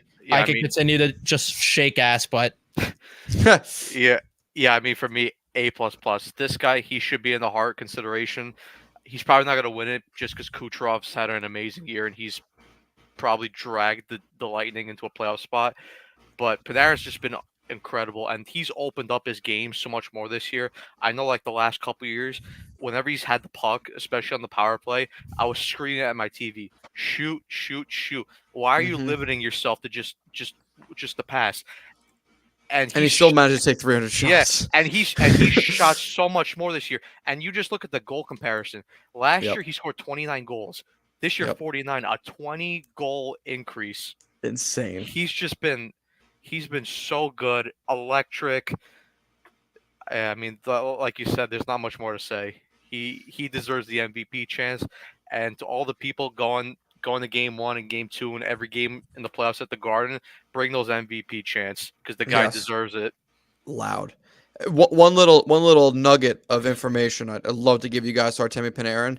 In his 350 games as a New York Ranger, he is already 16th all time in Ranger scoring. 16th. The next closest person to him that is ahead of him in games played is Mika Zibanejad, who has 527 points in 567 games. So meaning, of the players in front of him in scoring in Rangers history, the 16 of them, the next closest person to games played has 217 more games played than he has, and he is already 16th on the team. His 1.32 points per game is the highest in Rangers history. This guy, Statboy Steven and I talked about it. If he even scores at a 0.8 point per game pace at the end of this, from the end of this contract on, so if he does, let's say, at 1.2 points per game for the next 2 seasons, then 0.8 from that point on till the age of 40, he'll end up top 4 in Rangers scoring all time. And he started his career at 27, 28 years old with the Rangers, which is absolutely ridiculous. That this guy's going to go down as a top Ranger in history, and he's going to play what half of the time as the guys that are ahead of him in points. The only thing I'm mad is that he didn't get that 50 goals. I wish he got 50. Next year. He's got something to shoot for next year. I'm almost glad he didn't, because now he's got something to shoot for even higher next year. I mean, another thing, when you look at the goals, like we said, 49 goals, 32 of them were at 5v5. It's absurd. He's a guy playing with a fire under his ass because of the fan narratives and the whole thing with Gerard Gallant that we're finding out. This is a completely different player. But Braden Schneider, next. Another guy who kind of reversed Gustafsson. He had a poor first half and turned it up second half. I'll go with a B-, maybe a C+. He's been very good lately. Like I'll probably say more of a B- to a B, but he's been very good. Like that's how good he's been lately, that everything that I was critical of in the first half kind of just gets looked over because of the fact that he's been that good lately. So I don't really have much to say. I'm glad he's taking a step forward though. And now he's getting the second pair minutes, which is what I was hoping would happen at some point. So let's hope that he could keep this up and he could be a full-time second pair defenseman for this team next year. The only thing that does suck is about him heating up is that it might make the contract a little more pricey. Yeah. That's about it. Yeah, I'll give him. If there was a grade in between C+ and B-, that's what I would give him. But just for the benefit of the doubt, I'll give him a B-. He was horrible to start the year, and we were all saying that his roster spot could have been in trouble at the start of the year, just the way how he was playing. But you got to give him credit. Second half of the year, he's picked it up, and he's looked like a whole new player. And I expect him to have a big impact in the playoffs. Fair play. I'm going to stick with B-. Just ditto everything you guys said. Straightforward and simple. Lafreniere. All of us have to put our hand up and just apologize for the fact that we were ready to dump him, and we really drove the bus of just ripping him apart and wanting him out of town. So we definitely owe an apology here. He gets an A- for me, and the reason he does not get an A is simply because of the fact that he's got the first overall draft pick tagged to him, and you still want more. But almost 60 points from somebody that is not getting power play minutes and a guy that we that we wrote off entirely. Give him the power play minutes, and you're going to see him be a point per game player at minimum next year. It's time to pull the plug on somebody on that power play. I don't care who it is, whether it's Trocheck, because I think Lafreniere could be dynamic in the bumper slot. Yeah, A for the softball legend. We clowned him a lot for that, but keep playing softball if this is what play more softball actually if this is what the outcome's going to be. But yeah, I gotta say A-, and I think he's only going to get better. We gotta see it come playoff time though. Playoff time, you can't no show again. But I don't think he will. Pointless again. I will give him an A. He's proved all us wrong. He's been incredible this year. I mean, just everything he's improved on. His skating is improved on. His shot he's improved on. The big thing also he improved on that. And the one thing we were very hyped about for him coming out of the draft was his playmaking. His playmaking took a huge step forward this year. Just look at all the amount of nice passes he was making, setting guys up. And he was a bit unlucky because 57 points. Arguably, he should have finished with 70 points if he finished some of his chances, and if his teammates could have finished some of the chances when he set up guys like Panarin and Trocheck. But I mean, you look at him now when he's out there on the ice. Every time he picks up the puck, he just looks so much confident, and teams view him as a threat, as a guy who carries the puck. I mean, you just like 2 weeks ago when he played the Devils, that nice move where he made that spin move entering the zone, the behind the back pass. That's a kid. Oh, against was that Canadians? Yeah, the Canadians. Sorry. Yeah. Oh, dude. That's a kid right there playing with so much confidence right now. Gross. And that's the kid that I think we drafted #1 overall. Yes. And I'm gonna make a little bit of a hot take prediction. An ice cold take. Joey D take. Next year, well, first of all, I think I'll have a big playoffs. But next year, he will break a point per game player. Oh, sign me up. I'll be there. We got to clip this and send it to Joey. He'd be proud. He'd be proud of the amount of ice cold takes here. But I agree with you. And I think he's opened up the ice so much more for Panarin, which is what I was alluding to before. Like him and Trocheck, their willingness to go on the boards and just retrieve the puck for Panarin is also in correlation as to why Panarin has the points he does. I'm going to give him an A. And I think that's because I personally believe had he played with Trocheck and Panarin for the entirety of the year, I mean, I think he only played 12 games without them to start the year, something like that, when the kid line was together still. Well, no, he was playing with Panarin, but it was Hedl centering the line. Right, that's what it was. I could have swore he got switched off at one point when Trocheck moved up. I don't think they ever. No, they never. They broke up that line for a couple shifts, in the Nashville game, and here and there they did. Regardless, I firmly believe that if teammates could have finished some of the setups that Lafreniere literally put on a fucking platter for some of these guys, he got robbed a few times. I know if I had wheels, I'd be a bike, whatever you want to fucking say. Fine. I think he could have had 70 fucking points this year, but he didn't. He had 57. He exceeded all expectations. Go back and pull up our old streams when we literally said we will take 40 points. 50 points would exceed. 60 points would be unbelievable. We'd love that. And damn it, he almost fucking hit it, dude. And the best part, he was third on the team in even strength points. Yeah. Third. He was second on the team in even strength how many of his points weren't on He had 6 power play points. That is absurd. I mean, when you look at his breakdown, 28 goals, 19 at 5v5. Bro. 57 points, 42 at 5v5. Give this kid power play time. I'm telling you. He was didn't he have more than some of the elite players at 5v5 in the league, goal total wise? Let's look it up. Let's go all franchise. How do you do summary? How do you do just 5v5? You get scoring per game. Would that then? No, there was a different way to do it. Probably not on NHL's website, huh? No, it was on the NHL website. Scroll up a bit. Goals for, goals against. It might be there. It might. Yeah, it's just even strength. It was somewhere there. That's why I'm confused. Face off, miscellaneous penalties, penalty shots, power play, puck possession, shot attempts, scoring per 60, maybe 5v5. No, I don't think that's gonna be it. Regardless, though, he was like in the conversation with a lot of guys that I would just do even strength. Like that's probably the closest you're gonna get. Yeah. What a shame. It's fucking annoying. This is per games played. Only the Nah. NHL. Hold on. Let's see. I'll look it up. 5v5 NHL scoring. Yep, Knicks Sixers round 1. That game just wrapped up. Here, 5v5 scoring leaders. Stat Muse. Okay. Here I'll share this screen instead. So we need to go to just straight up points. That is.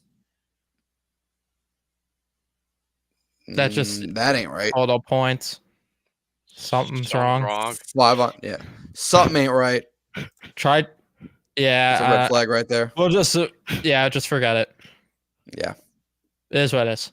And no, because there's a difference with even strength and 5v5. That's why. Massive difference. Yeah, the Heat imploded. They're And not Knicks will take care they're of the not ready for Sixers. that It's fine. conversation.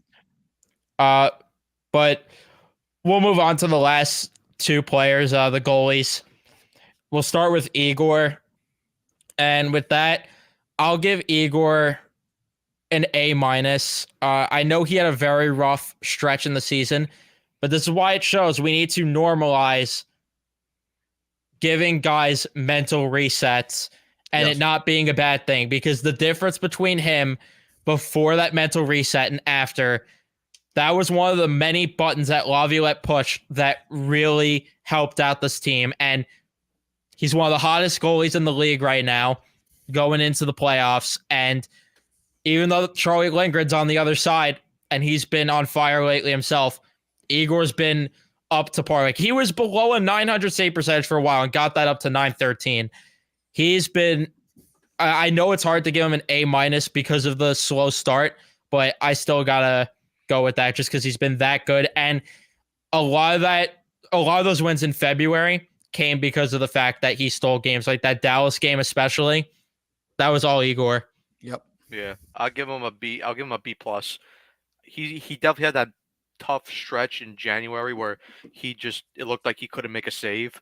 Yep. But like you said, ever since that mental that mental reset he got, he's looked really good, and especially going into the playoffs, this is the type of Igor Shesterkin that they're gonna need if they want to win a cup.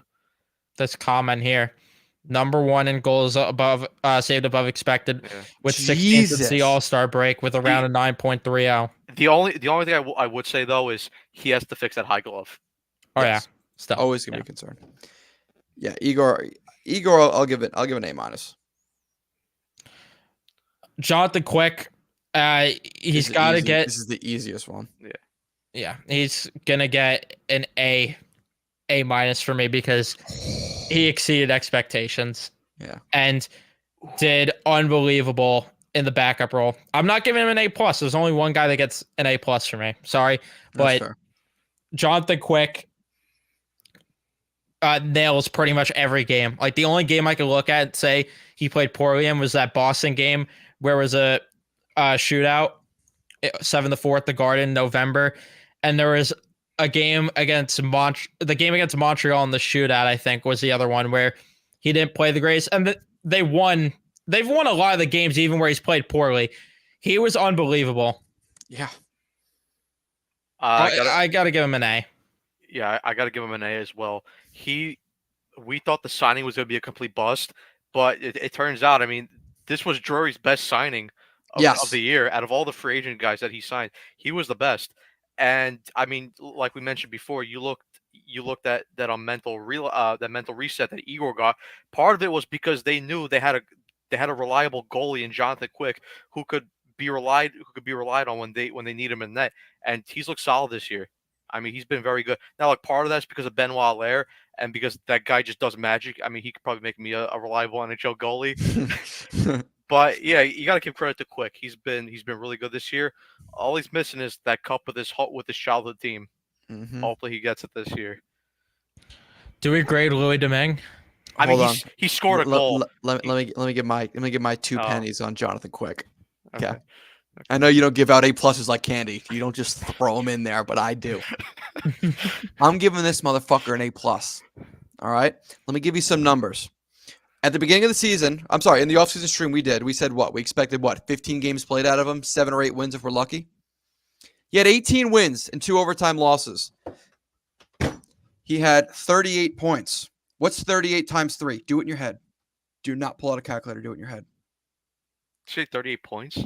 Yep, he had 38 points. 38 points meaning he contributed 38 points with 18 wins and 2 overtime losses. 38 points. Just multiply it by 3. Do it. Do it. It's right in front of you. No, I don't care. I'm still getting off the calculator. Pull up the 114. NHL. Oh, you hear that? How many points did the Rangers have in the regular season? 114. Your backup goalie, who you had no expectations for, you were hoping he went 500, went ahead, fucked around, and contributed a third of your team's points for you. Posted a .911 save percentage, had 69 goals against. Nice. All right, he's just doing everything. Okay?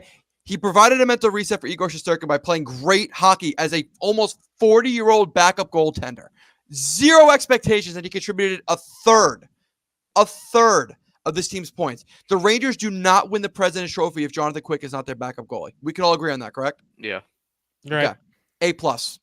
Without a doubt in my mind, this guy was so beyond exceeded expectations. His roles, you could argue, besides obviously the teams that had the 2 rotation goalies like the Swayman-Allmark combination, etc. Now, this was the best, by definition, backup goalie in the entire NHL this year. That's fair. 18 wins. The dude almost had 20. Could you imagine your backup goalie having 20 wins? If you turn those overtime games into wins, you're talking about a backup goalie that had 20 wins. I could not even tell you if that's ever even happened in Rangers history before. That's fair. Yeah. Do you want to grade Louis Dominguez one game against the Wild? I mean, bro scored a goal in Hartford, so he gets an Yeah. A+ right there. Yeah, you know, I don't give out A+s, but Louis Dominguez, A+. Attaboy. Because how could you not love Louis Dominguez? That second period against the Wild, stood on his damn head, kept the Rangers in that game. But we want to go down? I was thinking for this with the games, do you want to pick a game each month of the season that we loved and hated the most? Or do you want to just do the entire season, a game that we love the most and hate? The only reason I don't think we should do that is because of the fact that I think the Stadium Series is gonna win. That's a good point. Maybe just pick a few throughout the season. I don't know how much time I have here. It's getting a little late for old man Nick. I mean, we could run through it quickly. We don't have to go in depth with the games. We could just point out which ones each month. We'll just run it quick. Let's go. October. I'm gonna just go with the opening night win against Buffalo. Yeah. Worst game was Nashville. Yes. Without a doubt. That Nashville game had us all worried. I think that one was easy. All right, Do you want November. me to screen share? I have the tab pulled up, the schedule. You could do that, yeah.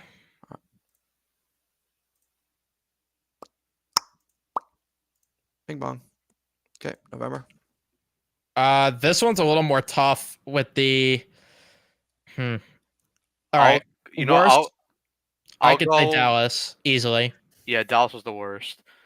We got shit on that game. I'll go for the best game was the game on the 7th against the Red Wings. They won 5-3. Ooh. Part of it was because those first 2 periods they played against the Wings, they completely dominated the Wings. It wasn't even close. That third period kind of ruined it a little bit, but just because of those first 2 periods, that's my favorite game in November. I like that Bruins game. Shitting on the Bruins. Love that. I'll go with the Wild game. They didn't necessarily play a complete game, but Louis Dominguez stepping in, doing what he did. You know what? Why not? Why not? December. This is going to be the Leafs game's the worst. Like this one. Not even a discussion. The Leafs one was easily the worst, especially right after getting shut out by Washington. Actually, dude, I don't know. That Washington shutout was pretty fucking far. I think that was the first time throughout the season that I turned off a game without finishing it. Do we add that Ottawa game too? Is tough. Do we add worst win of the month too? Like or least impressive win, because that San Jose win really Yeah. pissed me the Yeah. fuck off. Yeah. Like that win, I was happy they won, but holy shit, did that piss me off. There's a lot of bad games in December though. Yeah, there are, but there's also some Yeah. really impressive wins. Like remember when we were going into this trip, we expected win, lose, possibly win, and then we ended up the only game we won was fucking LA. Yeah. Yeah, that I have 2 games in mind for my favorite ones. That LA game and that Washington game. I gotta say though, that LA game was just so Dude. good. I was gonna say LA. Just because of the defensive effort they gave. And they were the best team in the league at that time, Yeah. LA. It was the holiday season at that game though against Washington. Yeah, it was the holiday season. January. That Ooh. Canes game that we were at. Wow. Oh my god. Yeah, January's oh gonna my be God. tough. Yeah. That Canes game was brutal. The only reason Yeah. I'm not gonna point it as the worst, and I know that this is Oh yeah, I a know. dumb reason, is because of the fact that it is the Canes. Losing Yeah. to the The Sharks. Sharks. Yeah. Losing to Yeah. the Shark.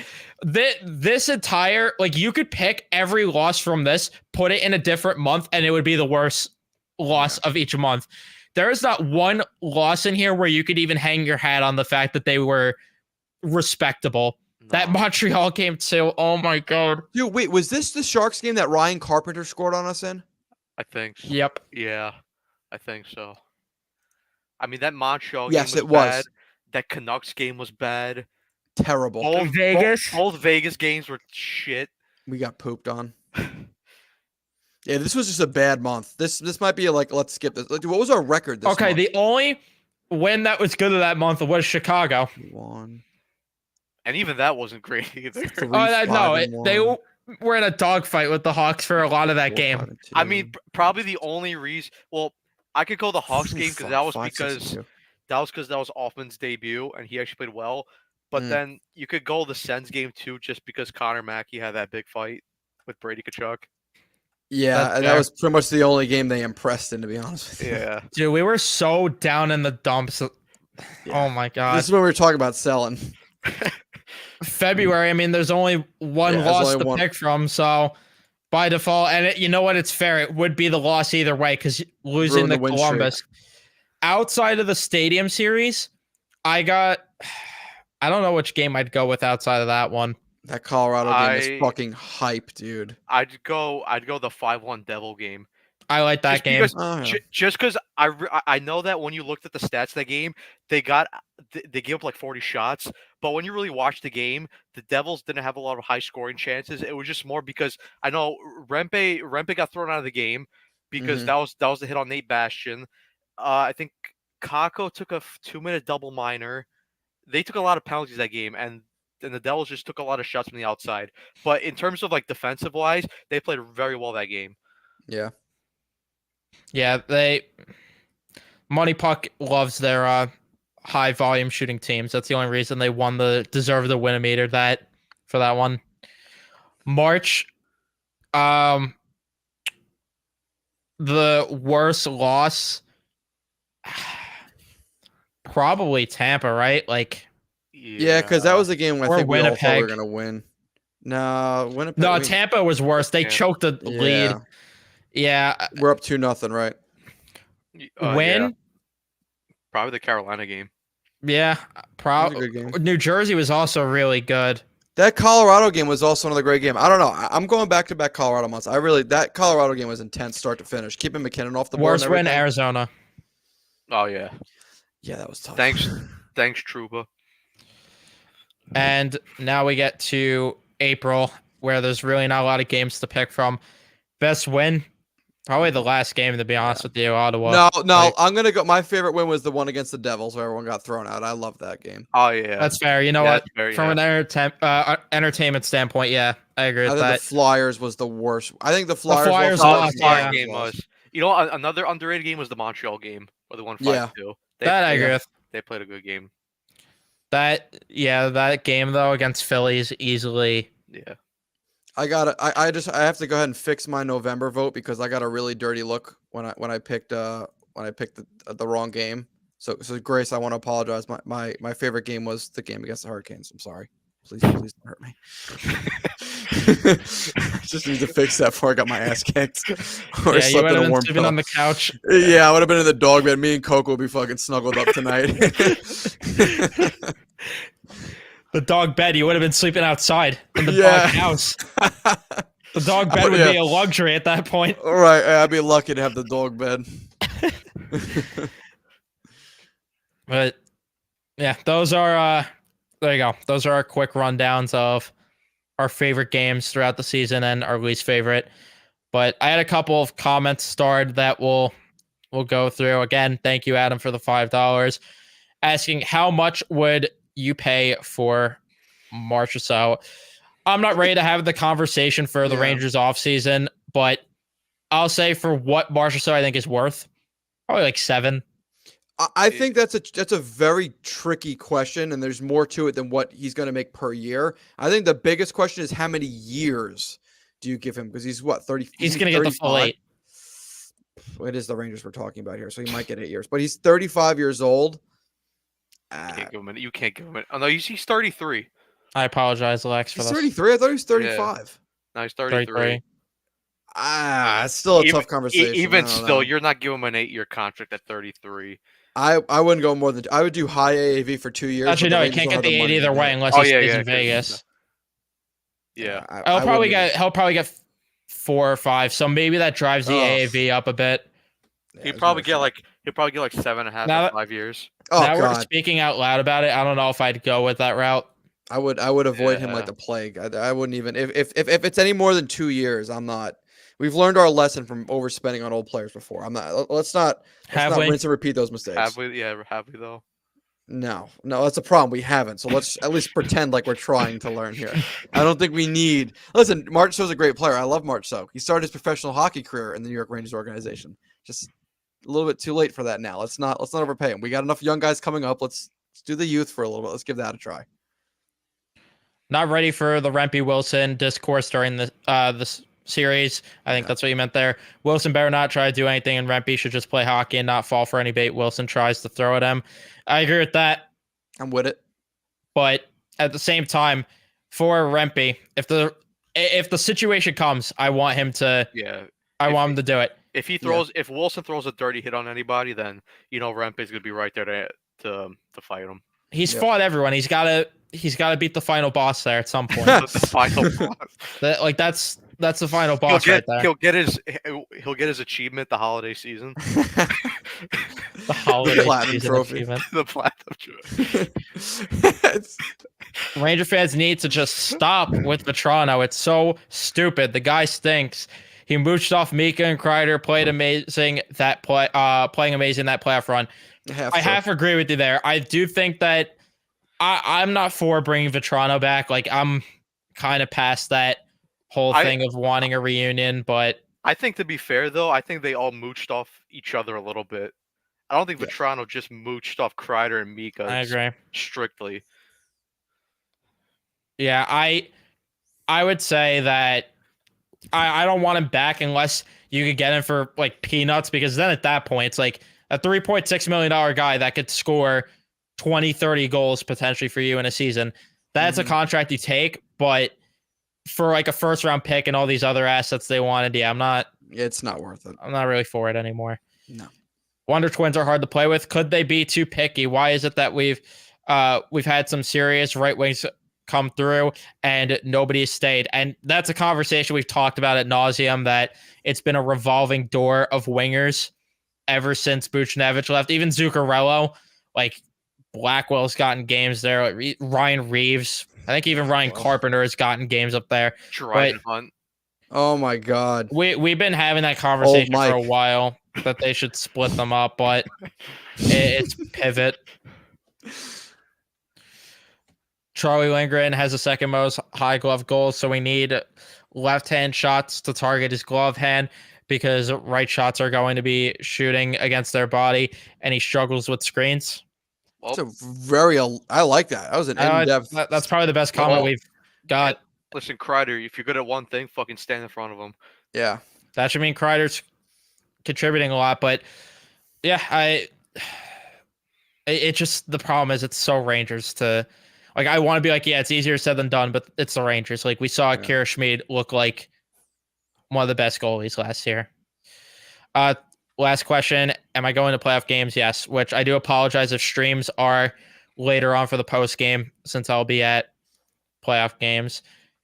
This is going to be a sweep. Your words in the God's ear as long as you're talking about the Rangers.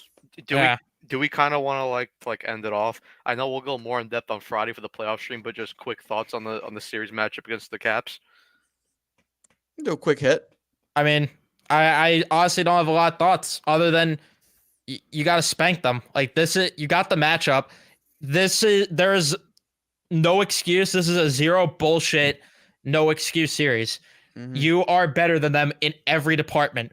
I don't want to hear about Charlie Lindgren's hot streak going into the playoffs. Igor's better, and he's also hot going into the playoffs. 5v5, despite the Rangers being middle of the pack at best 5v5 lately, still better than Washington. Yep. Special teams, better than Washington. You are better than this team in every single regard. The only thing they have a leg on you is they have guys that have been there and done that before, like Ovi, and who's going to, of course, be out for vengeance, and maybe that team in general having a rally cry to, get revenge against Laviolette since they hated them for some reason. But that's about all they got. This should be no more than 5 games. If it is, then I wouldn't shock me because it's very Rangers, but I'd be very pissed off. This is very reminiscent of like Rangers Penguins in 2015. They were the much better team. They had more to prove. They did more in the regular season. And not that the Penguins weren't a good team in 2015, but they were so far off. The Penguins had a bad year. They snuck in. Same thing with the Capitals. Had a bad year, snuck in.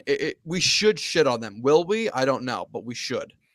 I said this before, like on Big Apple Action with Philk for the final buzzer. If the Rangers want to be viewed as a serious cup contender, not only by us but by other people around the league, you gotta end this series in 5 games. Yep. Minimum. Handle your business. Minimum. Handle your business. Because I'm telling you right now, even if they win the series, but it takes them 7 games, I'm not taking them seriously. They'll get spanked. I mean, you look at Washington; they're a minus 37 this year. They don't score a lot of goals. They play in very tight defensive games. You got to expose them. Just take the first 2, take one in Washington, finish it off at the Garden for Game 5. Yeah, what I fear is a repeat of what happened in 2011, 2012 versus Ottawa, where we won the Eastern Conference. Yep. And then we're down 3-2 going into Game 6 against a team that shouldn't have been there, Ottawa at that time. So, or the Philly series all over again, where in 2014, where they should have rolled them. Yeah, that's the only thing that gets hurt. I mean, the Rangers are going to Ranger. I mean, pretty much every series we're ever in goes 7 games. So let's try to win sooner than 7. I think that would be much appreciated. Listen, that's the only argument we have for this series going far is that the Rangers might Ranger. Yeah. That's all we got. Like, other than that, there's literally no excuse. Forget every demon that needs to be slayed, whether it's Tampa, whether it's whoever you want to say. The biggest demon to be slayed is the Rangers versus themselves. Yep. And winning a damn series early for once. Yes. Listen, win a series early. No offense to the Caps, but the only reason why the series goes more than 5 games is because the Rangers decide to fuck around and make it harder for themselves. Yeah, this should not even be close at all. This should be domination from the Rangers entirely, especially like you said, if they want to be viewed as a serious cup contender. And I saw that thing about how they're terrible when they're playing from behind. Problem is the Rangers have a slow start problem. That's the only other issue I could say could get in the Rangers' way, which again would be themselves. And it cannot be that way. That's a group that has a lot of inexperienced guys on the roster. That's a group that got there because they treaded water and sucked less than other teams. That's the only reason that this team's in the playoffs. It's a 4-way battle of mid to get into the playoffs. Yeah, and they were just less mid than the other mid teams. So and that's up for debate considering you see the stat that Kevin Weeks posted that they were outscored in every single period. The whole season. They were negative in all 3 periods. That's tough. Yeah, they finished with a minus 37 goal differential. Yeah, it's insane. I think this is what my prediction still is for the series in terms of a little hint of what we're going to dive into more of. Rangers go up 2-0. They're going to give us a cardiac Rangers affair. Game 3, they're going to lose. Make us shit bricks after going up 2-0 again. And another thing that segues into my point, we actually have a competent coach now, and I think they close out the series in 5. That's going to be my prediction. I'm going to say Rangers in 5. Yeah, Rangers in 5. I hope you guys are right. I'm going to follow suit. You're actually giving a prediction this year. Last year, you didn't give a prediction. Yeah, and for good reason, too, because the prediction I had ended up coming true. So glad I didn't air that one out. Because I would have gotten dunked on in the comments for saying I thought the Devils were going to win. You thought the Devils were going to win last year? I had no faith. I had no faith in that team. You remember how much I said it? I had no fucking faith in that team, and I knew that we were going to underestimate that team. I knew it was going to happen. Didn't stop me from freaking out and fucking almost just ruining my bedroom afterwards, punching a hole in my door after the fact. But regardless, yeah, I had no faith in them last year. This year, I have tricky faith in them. I think I underestimate the Rangers so much they might actually surprise me. Knock on wood. Yeah, I think this year they'll get round 1 locked up. Do you guys want to save the other predictions for the other series? Let's not. Yeah, we at least that stream needs to have some substance for the playoffs. Yeah, we're already at 2 hours anyway. I think this point I agree with. Lavi, I feel like last year when they went up 2-0 against the Devils and even 2-0 against the Lightning, I don't think they had a coach that like kept them level-headed and grounded. Yes. I think if they go up 2-0 against Washington, I think Lavi will keep the room focused. Yeah. And even if they lose game 3, I think they'll still be confident enough to finish that series out in 5. I also don't think they had a coach they wanted to play for. Yeah. That's true. I mean, they quit. They quite clearly quit on the coach. The whole no quit New York thing couldn't be any more. Could be further from the truth. Yeah, couldn't be any more the irony, considering the fact that Rudy Gobert scoring the first bucket in the NBA restart. Couldn't be any more of that, considering they quit on their coach in the middle of a playoff series. Rangers in 4. Lavi wants revenge. Hopefully the Rangers want revenge for the fact that they always drag out series. And I would, for one, appreciate, too, if they close out in 4, so I could get a refund for not only 1 game, but 2 games and use it for round 2. I would appreciate that. Revenge of the Lavi. Revenge of the Lavi. This is the year to do it, man. I don't know. I think the East is pretty open this year. The West is a concern, but I think the West is going to be so exhausted by the time they reach the final that you got to take advantage of the East while you can. Yeah. Tampa, I think in the Eastern Conference, and I don't want to eat my own words on this, but I have a feeling I will. I don't want to eat my words on this, but Tampa and Carolina scare me the most coming out of the East. I think we are able to pound for pound go Florida. I'm telling you right now. Here's my bold prediction. I think the Rangers match up well against Florida. I think they do. Huh? We seem to do well against them. I have faith. That's fair. I keep saying it. If the Rangers take care of business early and beat Carolina in round 2, which I'm hoping the Islanders could somehow make that series, but I don't think it's looking good for us at all there.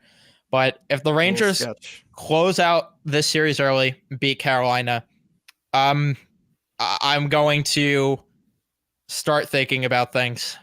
Dude, if the Rangers play Carolina in round 2, I'm fully expecting a visit. Oh, y'all know that is happening. Hey, save us some room. Trust me, I'll save y'all. I'll save y'all 2 spots, 2 games. Last time the Rangers played the Hurricanes in the playoffs, I was at Game 7. That shit was intense, and the tickets were cheap. I think I got the tickets for $85. That must be. Yeah, I fucking wish for a Game 7 play. Yeah, I'm not even fucking kidding. I bought them. I bought them pretty last minute too, like right when the prices should be shooting up.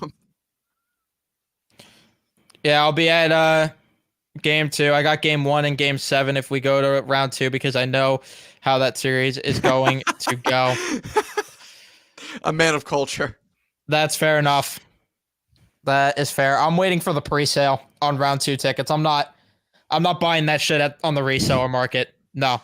I spent a gross amount on Game 1 because I missed out on the face value prices. I don't even want to discuss that. But the rest of the games got them at face value, so you got options. I got options. We're Jack Harlow. Jack Harlow. Oh my god. Let's see if we got any other comments here before we end things. But Last minute questions. yeah, I do again want to apologize that the mustache is gone. And I was gonna say it was a little less hairy in here. Yeah, I got the I got the it new is. I got the new playoff beard growing. Attaboy. Hopefully this one lasts longer than fucking last year's. I haven't done a naked shave on my face, and I don't think since Grace and I started dating. I think I might have to do it just going into the playoffs. I might. Yeah, I I'm a did little it nervous because what I look like without any facial hair. I had to do it because 2021-22 I did. Last year I didn't. So this year I gotta go clean shave going into it. Do you have the Respect. socks? Come on, do I have the socks? They're literally sitting in my Wait. drawer. I'm waiting to bust them out. I'm gonna bust them out, Tatiana. The question is though, did you wash them ever? Yes. Since yes. that 2014 finals? Yes. Yes. They were washed right after the cup final after they fucking lost. Wait, what are these socks? So for Christmas in 2014, I got a pair of these Rangers long socks, and I would not wear them anywhere except for when the Rangers were playing. This is a high school Nick talking. This is like, actually, I don't even know if I was in high school yet. It was what year was it? 2013, 2014. I was a freshman in high school. So before the start of every Ranger game, I'd put the socks on and take them off after the game. And I refused to wash them. So I would wear in total, they were probably worn for about 40 hours or however long the games Jesus were, like Christ. culminated, and they were washed after. But dude, it was only for the games. I never wore them oot and a boot. It was just for the games. I might bring them Barack. Bring them Barack. You have to. 10 years later, you have to. Return of the socks. Dude, I feel so fucking old when you say 10 fucking years later. Yeah, Almighty, dude. bro, I was in 5th grade. You poor thing. I was in 5th grade. I'm in my 3rd year of college now. That's fucking insane. It's absolutely insane. Well, it really got put into perspective for me this year because JoJo turned 20 this year, and it still feels weird calling my little brother JoJo still now that he's fucking 20 years old. I think he's kind of getting sick of it too. I mean, it's just, oh god. Wait, how old are you, Matt? You're 20? 20, yeah. I was born Joe's age. I was born 2003. So all right, because Joe was born New Year's Eve in 2003. So you're a little bit older than Joe. That's I'm August 21st. That's fucking crazy. It's so bizarre. It's crazy how fast 10 years went by. It really is. Dude, I mean, dude, this is 30 years. 30 years since the 94 Cup. 30 fucking years. So I say you get the socks. That's all this leads to. I say the socks make a return. I might bust out the socks and start an OnlyFans. I might. Wait, are you gonna wear the socks for the playoff preview? I might. We need to see the socks. Yeah, I'll show. Actually, no, does that break the superstition if we see the socks? No, it doesn't break the superstition. I'll show the socks. I'll bust them out for the live stream. I won't put them on because I don't want any fucking free feet content. No, we're not doing all that. Listen, I don't judge whatever gets you off, fine, but I'm not fucking. You're not seeing my dogs on stream. Yeah, the Ranger Central OnlyFans is a couple years down the road. Yeah, if you wear those socks and the Rangers win the cup, you gotta.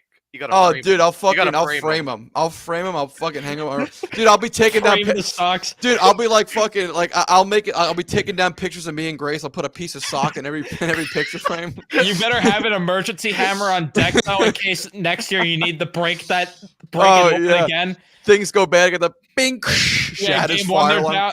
They lose game 1 and get destroyed. Fucking emergency. Break the socks open. Put them on. Tell you what. I'll wear them to the parade if they win. I'll fly up to New York. Hey. Oh, you're not gonna drive this time? You're not gonna be stuck in West Virginia this time? No, dude, we're gonna be. First of all, I gotta be in New. Oh my god, don't even fucking get me started on that shit. We actually gotta drive to New York in July for a wedding. I'm really not looking forward to that. Not that I don't love seeing everybody. I just fucking hate going back to New York. It's such a goddamn drive, and the flight's not great either. It just sucks. Hate going back. I was recapping games on my college radio show, the 2012 playoffs. I'm a fossil. God, the 2012 playoffs. Yeah. That's when I was in middle school. We were talking in DMs about that, how he was doing college radio stuff. So, dude, that's crazy. Even 2012 was so long ago, dude. I was in 3rd grade in 2012. That was my first playoff game, and I went to 2 losses, of course. 2012 against Ottawa, game 2, and Game 2 against New Jersey. They lost both. You saw an Dude. Anton Strawman goal. Yeah. Oh my god, dude. I saw Strawman goal.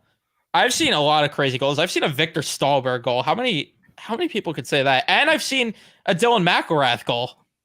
How many people could say that? Have you seen a Dylan McElrath jersey though?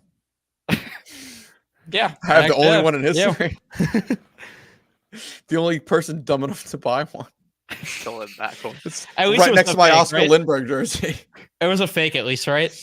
Yeah, that was one of the fakes. That at least makes it better. Dude, there was no way in hell. Like, dude, like I got a couple real jerseys per year. I mean, it was very difficult to ask my parents to buy real jerseys, considering the financials way back when before the move happened. So it was a little difficult to get real jerseys back then. I wasn't gonna waste my one real jersey per year or two per year on a fucking McElrath jersey.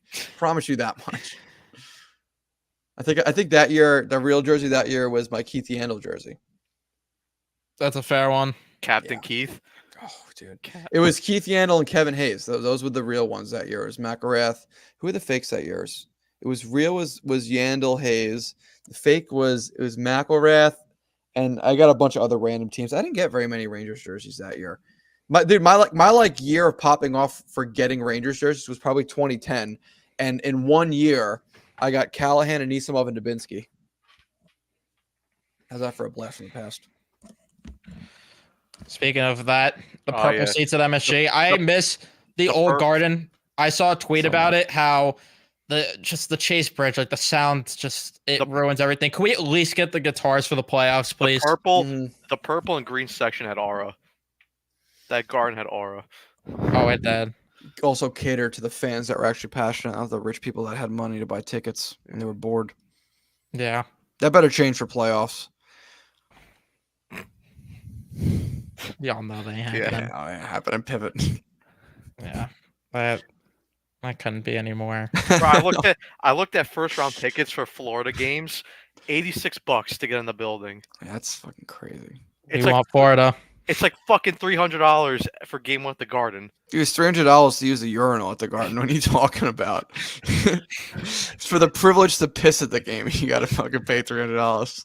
With my fucking one chicken tender. Yeah, well, your one chicken tender. It's not even like a full tender. It's literally a Tyson chicken nugget they just found. And your straw that fucking breaks from drinking Right. drinking your soda. Right. Don't worry about it. If you get thirsty, you can have a fucking $24 Truly. That'll quench your thirst. Don't worry, we'll get you in disguise, Matt, so you can sneak into the garden. We'll dress you up as a Right. janitor.